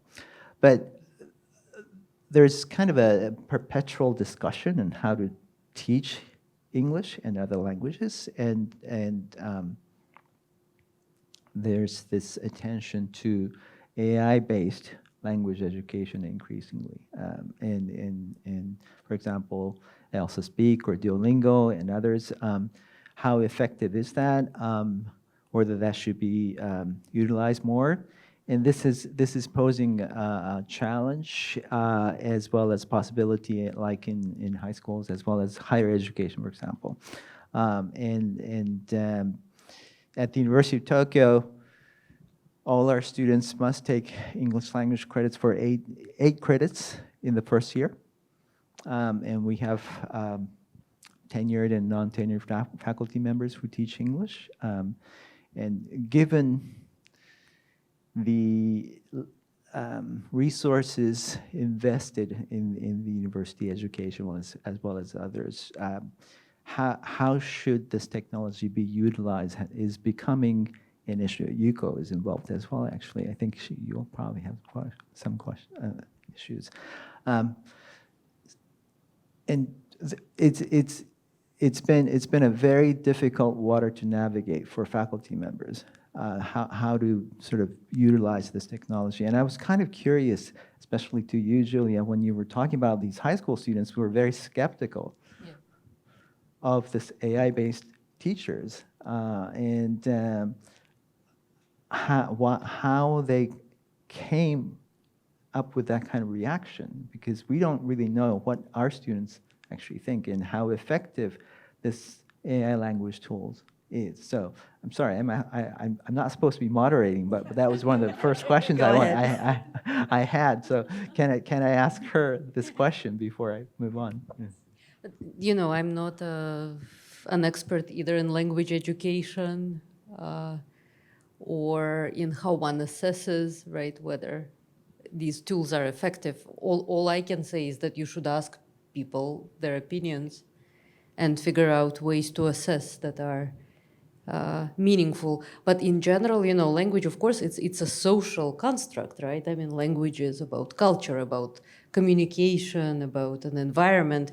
You want to learn a language. I'm just speaking as myself, and I love learning languages. I speak several, and my first foreign language was, I started learning at the age of 7, was German, but my mother tongue is Russian. So English is my language number 3. Right. You need to have a group of people to talk to. I don't think it's very stimulating, personally, to talk to a machine. Maybe to brush up on the grammar a little bit. Yeah. But did you have anything to say? Or? Once again, I am not an expert on this topic or on machine translation. You know, every time a new technology comes out, people jump in and say it's going to solve this problem or do this thing. So in the 90s, it was interactive CD-ROMs. Then it was doing everything through distance learning, most recently resurrected via Zoom. Then it was MOOCs. All of these things had their use some of the time for some people under certain circumstances. There was nothing terrible about them. But contra the expectations and the investors, they did not obviate the human tendency to learn best in an environment of other people, especially for something that is about conversation. AI's supposed claim to fame is that it is supposedly personalized. You know, it will, unlike an interactive CD-ROM, which is only personalized in a very crude way by, you know, get this right, then you move on. It will supposedly be able to zero in on what the student needs to learn. Time will tell whether it really does that with any efficacy or whether the student learner at whatever age is willing to stick with it long enough for that to matter. So, you know, I certainly am not confident that anytime soon you will not need human language teachers, on top of which machine translation, despite it being a wonderful thing that it's there, right, is just not very good. It is basically a one-answer type system. It's a probabilistic scorer. It's going to pick the top probabilities. So if you try to use something like Google Translate to navigate a difficult high-stakes conversation or a literary text that requires some nuance, it will perform poorly. And yet, most people don't know this. Maybe we'll just keep going with this line of thought here. I think first of all, I'm encouraged that you think you showed statistics that, or evidence that students were preferring humans over AI bots. So Eugene, that's something that you need to take home. But the other thing I'll say is that I think what we have in common in terms of our stance towards AI is that we need to be critical of how it's being used, and we can't take it too naively or consider it to be a benign tool. But at least in Japan, I think we're still a minority for sure. I'm not quite sure about what's the discourse in the US, but I still feel like we're still a minority in that sense, in terms of the conversations that we're having, and the awareness that we're trying to instill in people about the kind of harm that AI can do. So I'll throw in this question. In your teaching practice, do you feel like there's any good use of AI that you can think of right now? Like, we've already listed a very long list of things that are problematic. Absolutely. I mean, I use it myself also to, help me write things and streamline the style, because if you want to, ask a ChatGPT to rewrite something that you wrote that would be accessible to somebody at the middle school, 5th grade level, it's quite good at that. I wouldn't use it necessarily for, idea generation, but stylistically, it's definitely an excellent tool. As long as you don't take for granted what it tells you, right? Because a lot of it is nonsense. But again, you can also ask ChatGPT, what is the goal of a large language model? I did this a few months ago. It tells you that its goal is to sound like a human. It's not to say something that's correct, right? It's actually to sound like a human. So keeping that in mind. Yeah, I mean, just continuing with that, the system is not designed to be correct. It's designed to make a good guess, and it has no ability to distinguish true from false or tell where it has gotten its information from. So it could not be more different than the way that humans approach knowledge when they're well instructed, right? I mean, we all know that there are people who are not critical thinkers and make all kinds of mistakes for all sorts of reasons. But most people do not have a disposition to trust every person that they see, whereas many people will trust any computational system that they're presented with and assume, erroneously, that it's going to do a good job because they're used to calculators working or something of that nature. Language models, in comparison to calculators, are simply designed to make a good guess. And that's the very, very best that they can do, except when humans come in, which now they do at scale, to make them a little better by getting rid of the worst guesses. Now, I teach writing, and I teach writing on purpose. I am by trade an English professor, and most of the assessment for my classes was done through written work. I had already moved to a very different model than the classic argumentative essay or research paper. By choice, I teach a lot of general ed courses. That is something that I've wanted to do. Again, this predates my interest in AI. All of this means that I must now contend with the fact that if I'm not very careful, I will end up in a situation where a lot of the writing that I'm looking at, ostensibly to assess the student's ability to write, will not be student-generated. And unlike Julia, the student may do much more than simply say, please condense this. So while I do think that there are good things that language models can do, for sure, I'm not ruling them out necessarily. I'm much more concerned with the conditions and when I sort of minimize how I personally use them and how I handle them in my teaching, I focus a lot on the conditions under which they're created and the harms that they produce as distinct from the benefits that they offer. I think we're probably going to get to a situation, fairly soon. Some would say we're already there, where you can have a language model, generate an answer to a very simple email that is a little bit better than, say, like what your mail tool is offering that's a couple of words. Maybe it's going to be more sophisticated.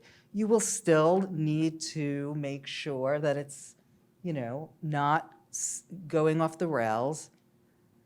So in that sense, yes, I think that it can be useful, but to teach students how to write, I do not think it's useful. There are uses that people who simply like technology have come up with. Have the student annotate it, have the student draft. I would have to talk too long if I tell you my own preliminary reactions from conversations with students, colleagues, and so forth, to why I think that these are not good ideas, though they're not terrible ideas. For one thing, I think students find them very boring, and they also can tell that they're being sold something, right? Like, tell me what you think is wrong with the way the model has, written this draft. A lot of my students would be thrilled if they could write something as good as that draft. And another thing that I don't want to be caught doing is discouraging them to think that if you don't write as well as I think ChatGPT should write, that I'm going to be really dismissive, or your fellow classmates are going to be really dismissive about your writing. That's one of the problems. So I don't find that very, very useful at all. But the probing, that I do find useful. And that was the idea for Design Justice Labs, because what is wonderful about the probing is that, so what you're being told, what educators are being told is, teacher, if you deprive your students of the chance to equip themselves, of the opportunity to learn how to use these tools, you'll be messing them up. They'll get to the job market and they won't be able to make that claim. Now, I think that's kind of overblown for all sorts of reasons. These are not very hard systems to use. Nevertheless, if you have your students involved in doing probing, you are giving them a very good intuitive sense of how they work and training them to be researchers. And in any job interview, if some future employer says, so, what's your experience with ChatGPT? Can you write with it? My students can reply, I have actually done probing exercise and published my results. And I would much rather teach my students to do that kind of thing and turn them into researchers than into consumers.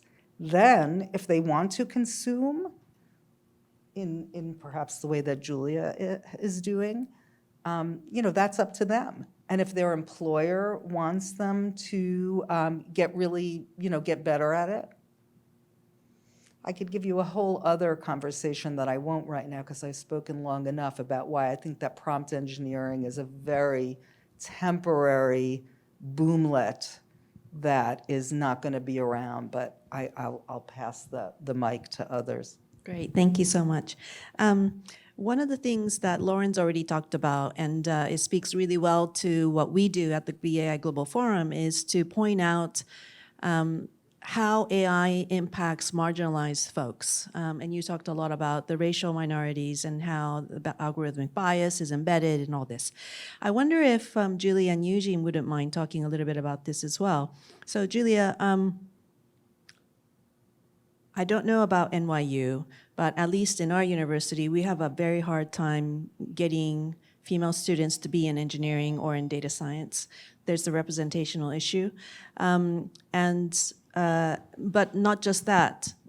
because of that, there's also gender biases that are embedded that we also hear about quite a bit. How does AI technology in your field impact marginalized populations, not just female students, but marginalized populations as a student body at NYU? So at NYU, we actually are doing quite well in terms of gender balance in our engineering disciplines. We have, so NYU is a very large institution. We have multiple schools. One of them, for which I know the statistics offhand, is the Tandon School of Engineering, where I hold, part of my appointment is there, 50%. And we're close to gender parity in the undergraduate population, in fact, which is really unusual because this is a true engineering school, right? The most popular undergraduate degree is computer science. We have also electrical engineering, mechanical engineering, etc. And we have close to 50% women. Another example that I know offhand is the other unit that I'm affiliated with at NYU is the Center for Data Science, where in our master's program, we have gender parity. And this is a very selective program, as is the engineering program. And so really, I think that this boastful sort of statement that we have gender parity should be taken with a grain of salt. Because if enough students apply, right, if it's a really selective program, of course you can try to satisfy your diversity criteria, you have enough applicants. We don't have nearly enough applicants who are African American. And we really are not doing very well in terms of representation with respect to ethnicity and race. Hispanic students are also very underrepresented. So we have lots of white and Asian students, but very few. And also at the master's level, we have lots of students, mostly really Asian at this point, I think, from China primarily and India. But being able to recruit local students who are from underrepresented groups is really, really hard work. And you have to start early and you have to keep going, right, with this. So I'm also a very, very proud advisor. I have, in my group, I have 5 PhD students. Of them, 2 are women. And there are lots of students who also work with us who work on research projects at the master's level. Many of them are women. And I think that the reason for this is that the topics that we work on are really interesting for people who have a lived experience that is different from the majority. We also have a number of students in my lab specifically who are African American or Hispanic. So it's been really lucky, I think, for me to have decided to work on a topic that people can relate to. And I can also say, I mentioned that I teach a couple of classes, really. I teach the graduate class, but there's also an undergrad class that I developed called Responsible Data Science that is offered to data science masters and PhD and also undergraduate students. And at the graduate level, it's an elective course. It's not required. And we have a very, very strong, diverse group of students in that class. It's a very technical class. And I've never seen quite as many women, quite as many African American students in the other classes that I teach, like data management, as I do in this course. So I think it's about the topic also a lot. It's about really giving people a sense that what they're working on is not abstract, but it's something that is impacting them and is allowing them to make a difference in the world. Yeah. Eugene? Yeah. So at the University of Tokyo, we need role models like Julia, right? That's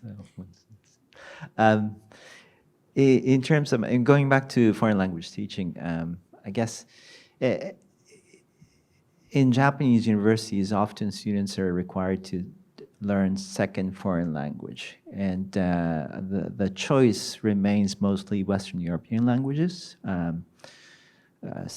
At the University of Tokyo, most popular choice is Spanish, then followed by Spanish, French, German, and Italian, and Russian, and other languages. But these are all major languages with their own sort of history of colonialism and imperialism.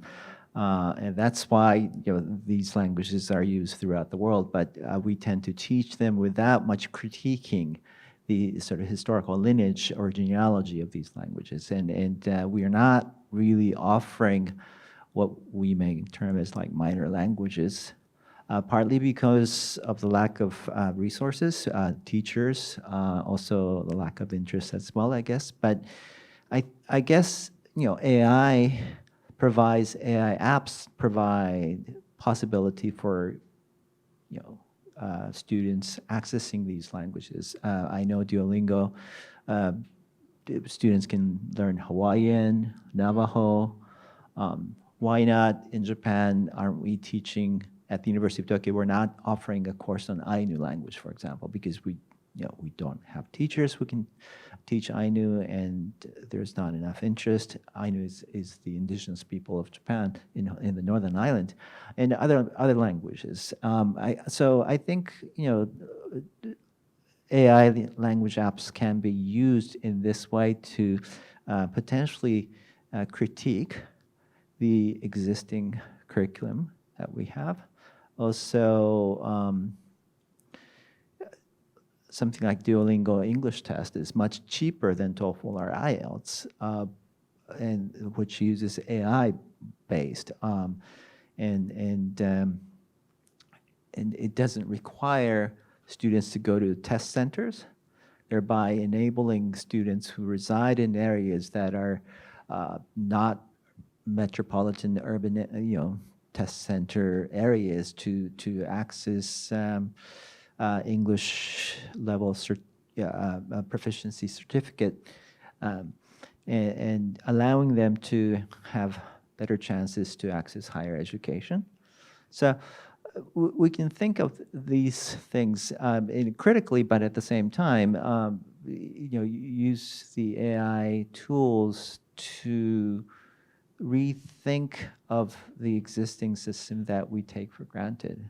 So I think there are some positive aspects to that as a user, I feel like. Great. I'm going to maybe switch the conversation a little bit here, and I'm going to ask some questions about, I think I'll go to my questions about research first. Actually, maybe let's ask this question first. So we are all kind of in a similar camp in the sense that we are interested in the social implications of AI. We're interested in how to develop ethical, responsible AI. However, I do wonder, like especially when we talk to people, it's been really quite difficult to actually talk across disciplines. And so this is my question to you. How do you create a relationship, a dialogue with people who are outside of your field, who should also be part of this conversation?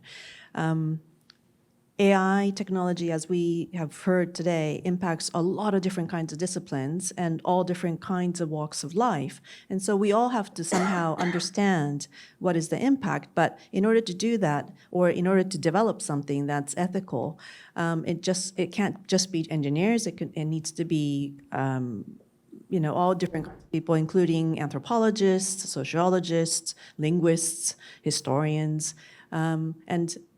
but we all have a different frame of reference. So how do you approach these people in different disciplines? Shall I start with you, Lauren? Sure. That's a really important question. And I think that Julia has already said to me that it is unusual to meet someone who is not a technologist who can speak about how the technology works. And I will return the compliment by saying that, Julia talks about the technology very differently than many engineers do. So the hurdle is really high. One of the things that is especially challenging is that the idiom is so far apart that people in the technology world actually use the same words to mean different things. And then don't realize that they are. So that, for example, you can end up talking about what intelligence is and not be able to agree on it, if you even get that far, or what it means for a system to reason, or what it means to generalize. These are all very, very important terms. And they're important in part because almost all assessment of actually existing systems of the kind we're talking about now are evaluated quantitatively, not in the way that Julia suggested, by having a sense of a ground truth of how a system works in the world and whether it can meet that bar. And so what that means is that a lot of tests are used that were not developed to test these particular models. Usually they were developed to test humans. So for example, you'll hear, now these models are as smart as an 8th grade student because it passed some test.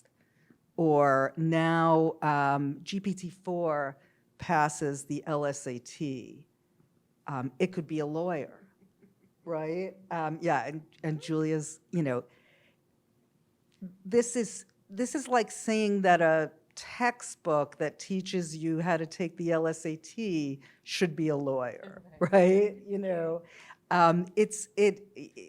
For one thing, it often has the answers in its training data, or it has answers that are very similar to them, et cetera, et cetera. And when it comes right down to it, these benchmarks they're becoming increasingly useless. And then there's the other test that gets talked a lot, the Turing test, which is the test that I happen to love Alan Turing, so this is not a diss, but the test that Turing proposed back in 1950 and called an imitation game. He never called it a test. That is the test of, can a human be fooled? So then you get articles like, well, DALL-E now can create a work that 47% of humans can't tell whether it was by, a machine or a human. And it's like, well, 20 years ago, 40% of humans couldn't tell whether it was by a 5th grader or a human, or you know what I mean? People are not necessarily trained to look at modern art, and it doesn't mean anything. You have to ask a different question. What is the purpose of an artwork? Why are you looking at it? What is the importance of it? What is its provenance? What is its social function? These qualitative questions are anathema to the environment in which AI systems are evaluated, which is wholly quantitative, wholly at scale, using benchmarks that are almost counterproductive to describing what intelligence means from a human point of view. Only a certain number of engineers will fight you on that as though you just called them a terrible name, which I never do. I try to be very nice. Lauren, I love that you gave me an opportunity to disagree with you. Oh, good. Yeah, but it's going to be at a meta level. So I don't worry about whether machines are intelligent or not intelligent. I don't think it's the right question to ask. It makes no difference whatsoever. What makes a difference is whether we can use whatever these things are, let's call them AI, because if you can beat them, join them, so everything is AI these days, right? Whether they're doing what we're asking them to do, and how do we ask them, right? It could be prompt engineering, it could be, here's my performance objective. How do we ask them to do what we want them to do, and how do we then check if they in fact live up to that promise, right? So these conversations about whether machines will ever be sentient, I mean, that's very interesting, but I don't think we should be really paying too much attention to that, also because it plays into the agenda of the disingenuous big tech, where they really want this conversation to dominate so that everybody looks away and doesn't actually ask whether the stuff they are producing works. So, you know, thinking about the types of systems that we're using today, these systems are pedestrian. I mean, very few of them are still generative AI, right? I mean, there's a rush, of course, to try and embed generative AI, LLMs, and image generation into processes, but this is really not the dominant use case right now. The dominant use case is a kind of a predictive analytic that is going to take as input something about an individual and predict whether or not they will pay back a loan, or take a resume of an individual, predict whether or not they're going to do well on a particular job as described by a job ad, right? And for these types of tasks, although AI and the impacts of AI in society are very complex and they cannot be really reduced to checking using the scientific method whether the thing works or doesn't, right? There are components to these systems that we can put into nice, neat reductionist boxes, and we can check whether whatever is inside that box works to specification, right? So the big disconnect, to get back to your question about how do you work with people across disciplines, right? The biggest challenge is that we as engineers, we are taught to think in a reductionist kind of a way. What does that mean concretely? Think about building a car, right? Or a TV set. You want to encapsulate bits of functionality into small units that you can then reuse and that have very few connecting sort of wires between them, right? And you want to be able to check whether the thing in the box works, and then you connect it and you check, does the whole thing work, right? So you continue building more and more complex systems from these simple building blocks. And this assumes, again, that you can kind of isolate functionality in a box. And in society, unfortunately, that doesn't really work because everything depends on everything. And so figuring out where it is, in fact, okay to use a reductionist approach to design, to validation, and where you need to go and think outside the proverbial box, that's a big question. And among sort of the computer scientists, I'd say that my field is less reductionist because I'm from data management. So at the very least, we think about how the data got there that then was used as input to these machines, right? In machine learning, primarily, people just say, you know, data is given to me, the task is given to me, I'm just optimizing my myopic little box that I live inside. So this is kind of one answer, is to work across disciplines. I think you need to recognize this impedance mismatch between the reductionist and the holistic. And then I'll just add very quickly another very small thing, and that is the burden should be on those for whom it's easier to step across the disciplinary boundary to cross that boundary. So what do I mean by that? I think it's easier for me to read and understand, at least at some shallow level, a paper that a lawyer has written. Then it would be for a lawyer to read the paper that we write, because their papers are written in English and ours are not written in English. It's, you know, formulas and it is a lot of jargon, etc. So it's very interesting to be reading things that are not within your discipline. This is why I find this so exciting. I love reading, you know, about sociology. I love brushing up on philosophy. I love reading law articles because it's easier for me to do this. So, yeah. Okay. Yes, sure. So I both agree and disagree. Good. So for one thing, I mean, everything that Julia said is accurate, but her position that the industry is not in on generative AI is, I'm just going to guess that you don't spend a lot of time reading the business press or what people are investing in, what they're laying out their billions for, what Google, Microsoft, Anthropic are, you know, And it's actually because they've made such a massive investment in this generative technology that they're so keen for educators to adopt and look away from the data privacy and the environmental impact and all those harms.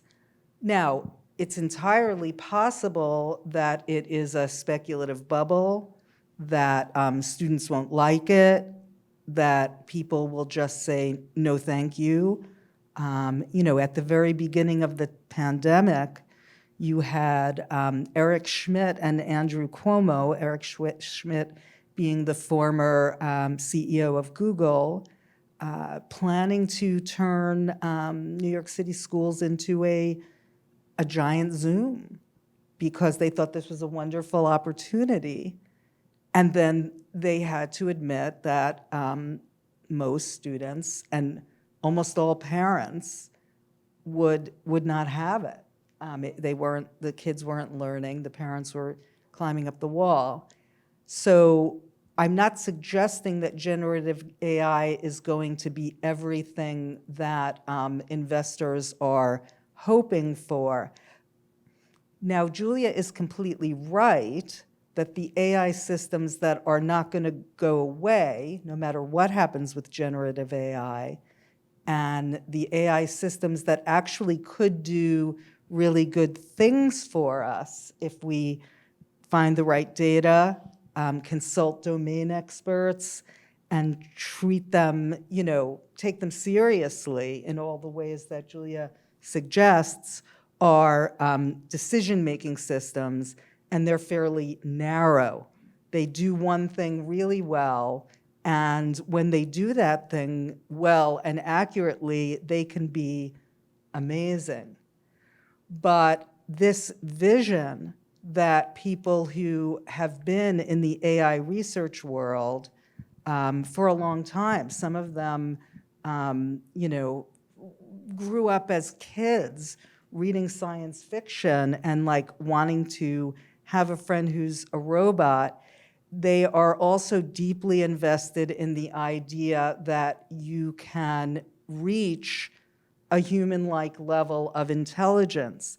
And while I agree with you that that is, again, I can't prove a negative, but while I agree with you that that is a speculative thing and that the systems that we have right now are not going to get past mimicry, it is not hard to find not only entrepreneurs who will tell you, almost everybody who works for OpenAI has to believe that they are building what is called artificial general intelligence because it's on their website, right? This is what they say they are doing. Now, whether they believe it cynically, deludedly, I have no idea. That is not my goal. Therefore, it is absolutely imperative that, not to say that Julia has to do it, others can do it, that we come up with better tests because the sense in which data-driven deep learning is intelligent is very, very different and reductionist and reliant on good data than the sense in which humans are. And what is the dangerous thing is that the people who are building this powerful machine intelligence cannot let go of the anthropomorphizing. They cannot in fact, they will say, if you say, I don't think that this is ever going to happen, they'll say, you're a human exceptionalist. And what I say to them is, no, you're a human exceptionalist. Why can't you admit that a machine can be intelligent in a way that humans are not, and just allow for that difference and study it? And it's as if I said something brilliant. The thought never entered the mind that actually intelligence comes in many, many varieties, and not just this thing that you associate with IQ and locate in the brain and then need to fantasize that a language model is a neural network and da da da da da da da da. A little note to our audience members. If you have any questions, especially those of you on Zoom, if you have any questions, we're going to start taking questions. So please start writing. And those of you in the room, again, start thinking about your questions. I have a follow-up to Julia, kind of along the line here of the same kind of big tech kind of issue. Data science, computer science, it's a hot field. And I think, at least for students, I think it's become synonymous with material wealth or a fast track to financial success for some. And maybe it's not that that's the reason why they go into the field, but at least there's a real draw for them to do their bachelor's, maybe their master's, and then go into the corporate world, rather than do a PhD or rather than staying in academia. Much worse. How do you ensure that this kind of draw for the students into big tech still doesn't stop them from thinking about responsible use of AI? I didn't think that would be the question that you would ask with that intro. So, I mean, first of all, obviously, it's up to the people if they go to industry or they don't go to industry, right? To each their own, as they say. We need to teach people who are going also into the industry that it is both more expensive but also more socially sustainable to do things responsibly in data science and AI. Because if you are optimizing for your profit right now or for the performance of your model right now, that may or may not translate into long-term success. So to me, and we didn't talk really about responsible AI and what that means, to me that means social sustainability and sort of a long-term outlook on how this technology is impacting all of us. I also would want to say that the people who are meant to stay in academia will stay in academia, right? I mean, I worked in industry for a bunch of years, and I was getting bored and changing jobs all the time. And when that happens, then that's nature calling you to go back and do research. So keep an open mind on that. Eugene, how do you deal with, or what are the strategies that you use to talk across disciplines or across maybe industry? Because you're more kind of, I don't know, you're also talking to people who are outside the university. Well, talking across disciplines, in the context of Japan, I think it's very difficult. BI Global Forum is part of this institute called Beyond AI Institute, but we're a tiny, tiny group in that institute that is completely dominated by engineers and scientists in terms of number and the budget. It's very, very difficult to talk across the disciplines and engage in conversation with them. I mean, Yuko's done a brilliant job, but I find it kind of difficult because the whole sort of language is dictated by these people who know the technical terms, just as Julie said, and so it's not so it's dictated by their discipline, and it's also by their culture. So it's not simply sort of disciplinary knowledge, but it's kind of an intersection of that disciplinary knowledge and their sort of culture, which is very insular. I'm sorry, but it is insular, very masculine, right? Very Japanese. And I'm one of the few male members of BA Global Forum. Most of my colleagues in BA Global Forums are female scholars, but outside of that forum, it's all men like me, right? And I find it very, very difficult to understand what they're saying, not simply because they're engineers, but they come from very different cultures and the different expectations. So it's really the intersection of academic knowledge as well as sort of cultural expectations that make it very difficult for us to go across the disciplines and engage in communication. And they don't have to come to us. And I always feel like why are we expected to sort of go beyond the border and engage in communication with them rather than them? But they have their own sort of secure and happy world. And this is something that we need to, or they need to work on, I think. In the context of Japan, I've been finding it very difficult to sort of engage in this sort of cross-disciplinary dialogue. Well, this is a good place for me to plug our program here and say we are looking for more brothers and sisters and siblings who are in the humanities and social sciences who want to join this cause of being more kind of engaged with this conversation about AI. And so maybe I'll just say that here. Shall we take questions? Shall we take maybe questions from the room? If there are any questions, please, if you have any.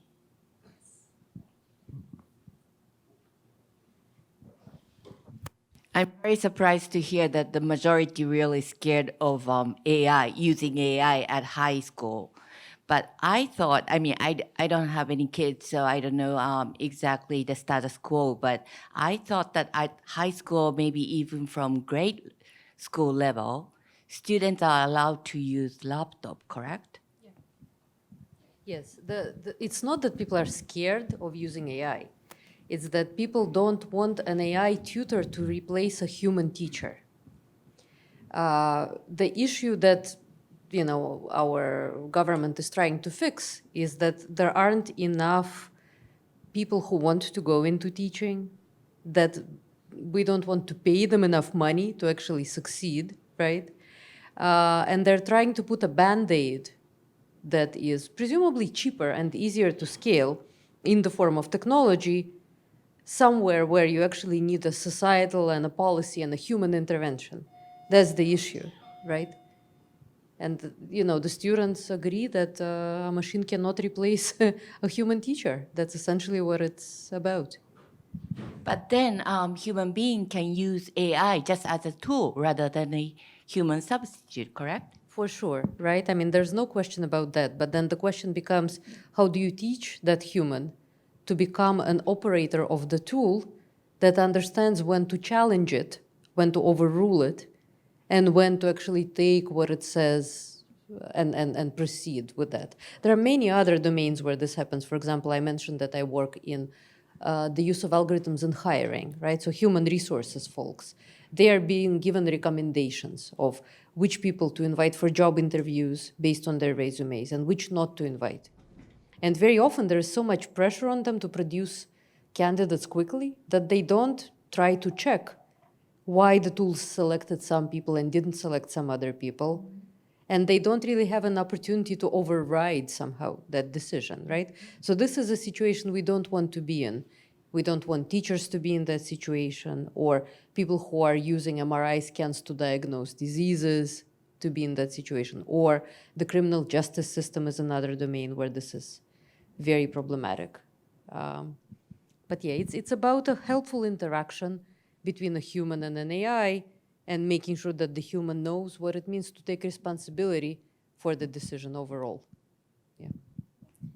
I completely agree with that, and want to recall you to that slide that I didn't want to take the time to talk you through, which was called The Curse of Recursion, which basically is about how, so if you imagine a bell curve, if you have a good system, you have a lot of knowledge of tail, the things that are not as probable, but for which you still have a lot of data, because human language, human knowledge is full of diversity, right? And again, these are probabilistic systems. They are looking for the most probable thing. So you can start out with a well-trained system that is trained on pretty much as much of the stuff on the internet as you can get your hands on that is worth looking at, and plenty that is not worth looking at. And you train and train and train, then you get your humans. So you've got a good system. They have pretty much used all the really good data that there is right now, though, we'll make more. It's not clear whether legislation may make them have less access to it. For example, when it's copyrighted or not consented. Do you know that when you read an electronic book, that there's a good chance the company is selling data about you to some data broker about how you're reading the book and other things about you? But to go back to the bell curve, so if you take a system that is trained instead of on human data, what the current generation of models is trained on, and is instead trained on the outputs of prior models, you get less tail. You start training probabilistic answers about probabilistic data, and the model collapses. It collapses from its own inability to actually recognize variety. And while it's absolutely fine in theory to have a student using a tool, there isn't a plan. There isn't a vision, for the kind of thing that Julia mentions, teaching the student to use the tool and know when to reject it, or, what would happen if everybody is writing through the same style, roughly sounding like Wikipedia, very bland, very modeled, very, the amount of variety that you could end up losing not only might be bad for our own thinking and creativity, it might, and of course some of you might say, well, that's not my concern, it might actually be bad for the AI industry.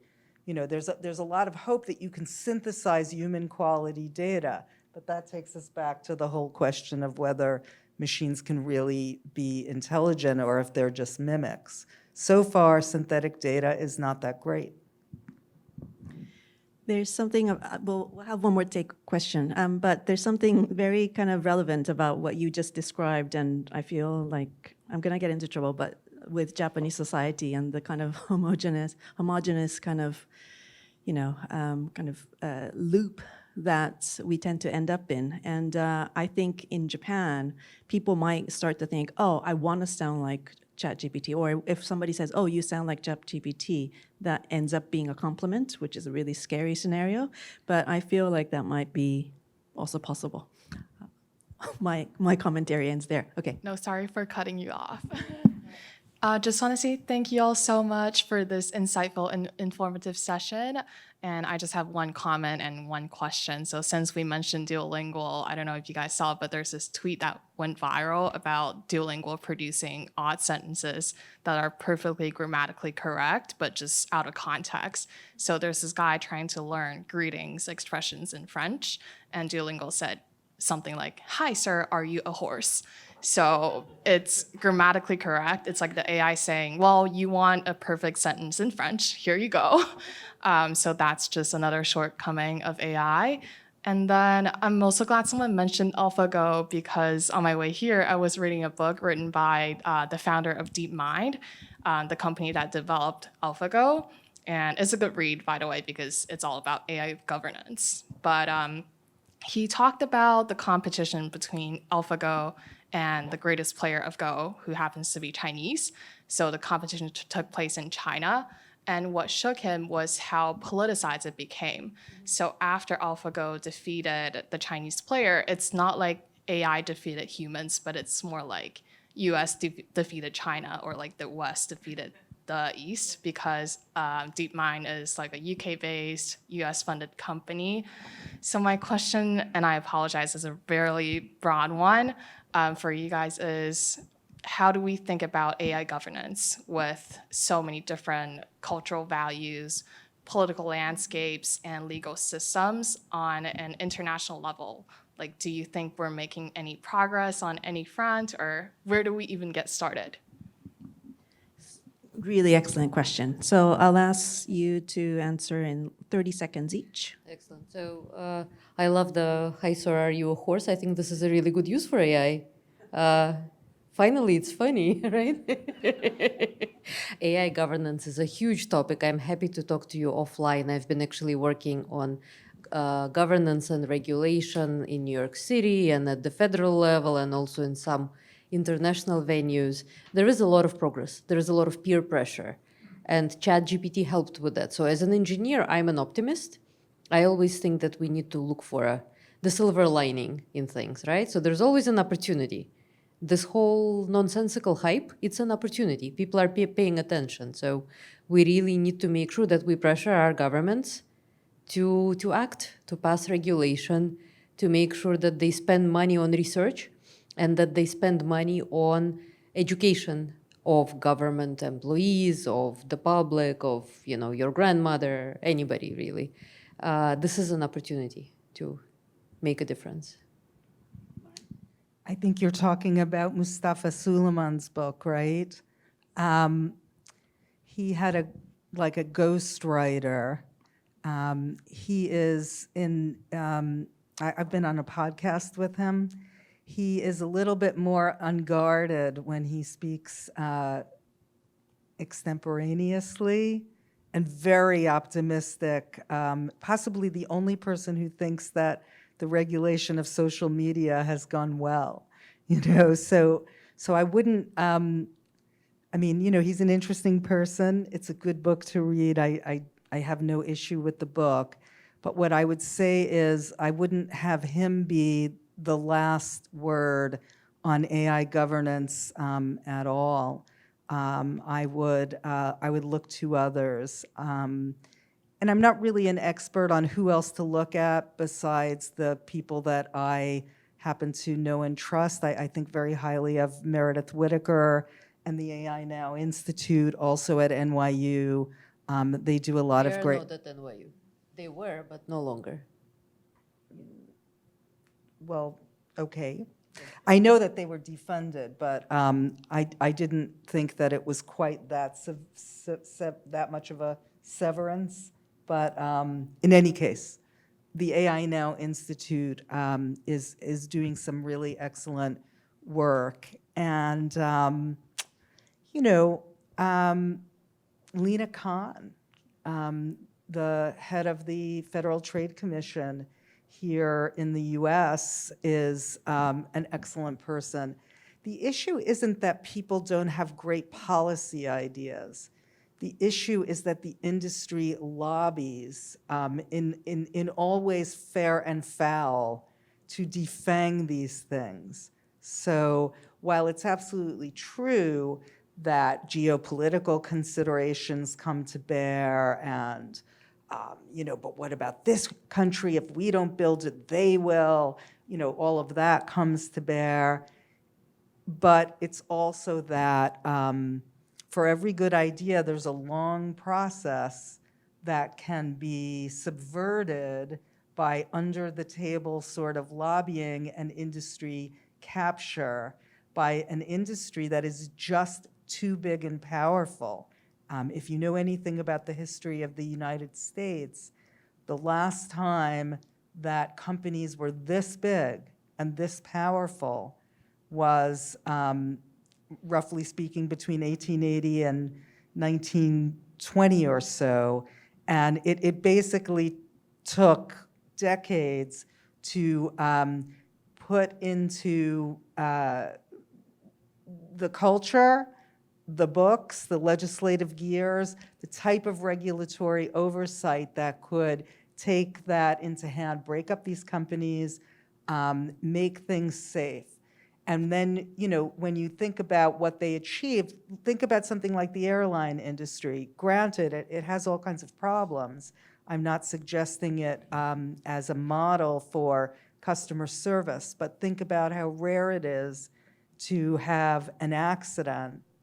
And then think about the one big tragedy that you may recall, which is when something was called a software update that should not have been, and 600 people died, because there's so much opportunity to obfuscate and, make up different workarounds when you're calling something software as opposed to just like, oh, things that fly the plane, right?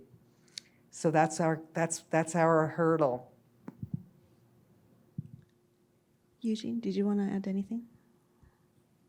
Just very quickly, like everything else, governance is socially and culturally conditioned, but at the same time, AI has become such a sort of pervasive universal technology. So that I think therein lies the challenge. I don't have a good answer to your question, but I think we should, start from small governance as well as big governance. So see it from both sides is Absolutely, and I'll just add that I think AI policy, AI governance, and then there's the AI imaginaries, what kind of narratives we tell each other. Your examples is a really good case of how there's something called the AI Cold War when there actually isn't, or they try to make up a Cold War about AI. So so I think there's so much that we can actually talk about, but we are also out of time. So we'll stop here. Can you help me thank our wonderful panelists for our great presentation today? So I'll ask our panelists to take their seats over here. And I am also going to be welcoming, we're going to be doing closing remarks.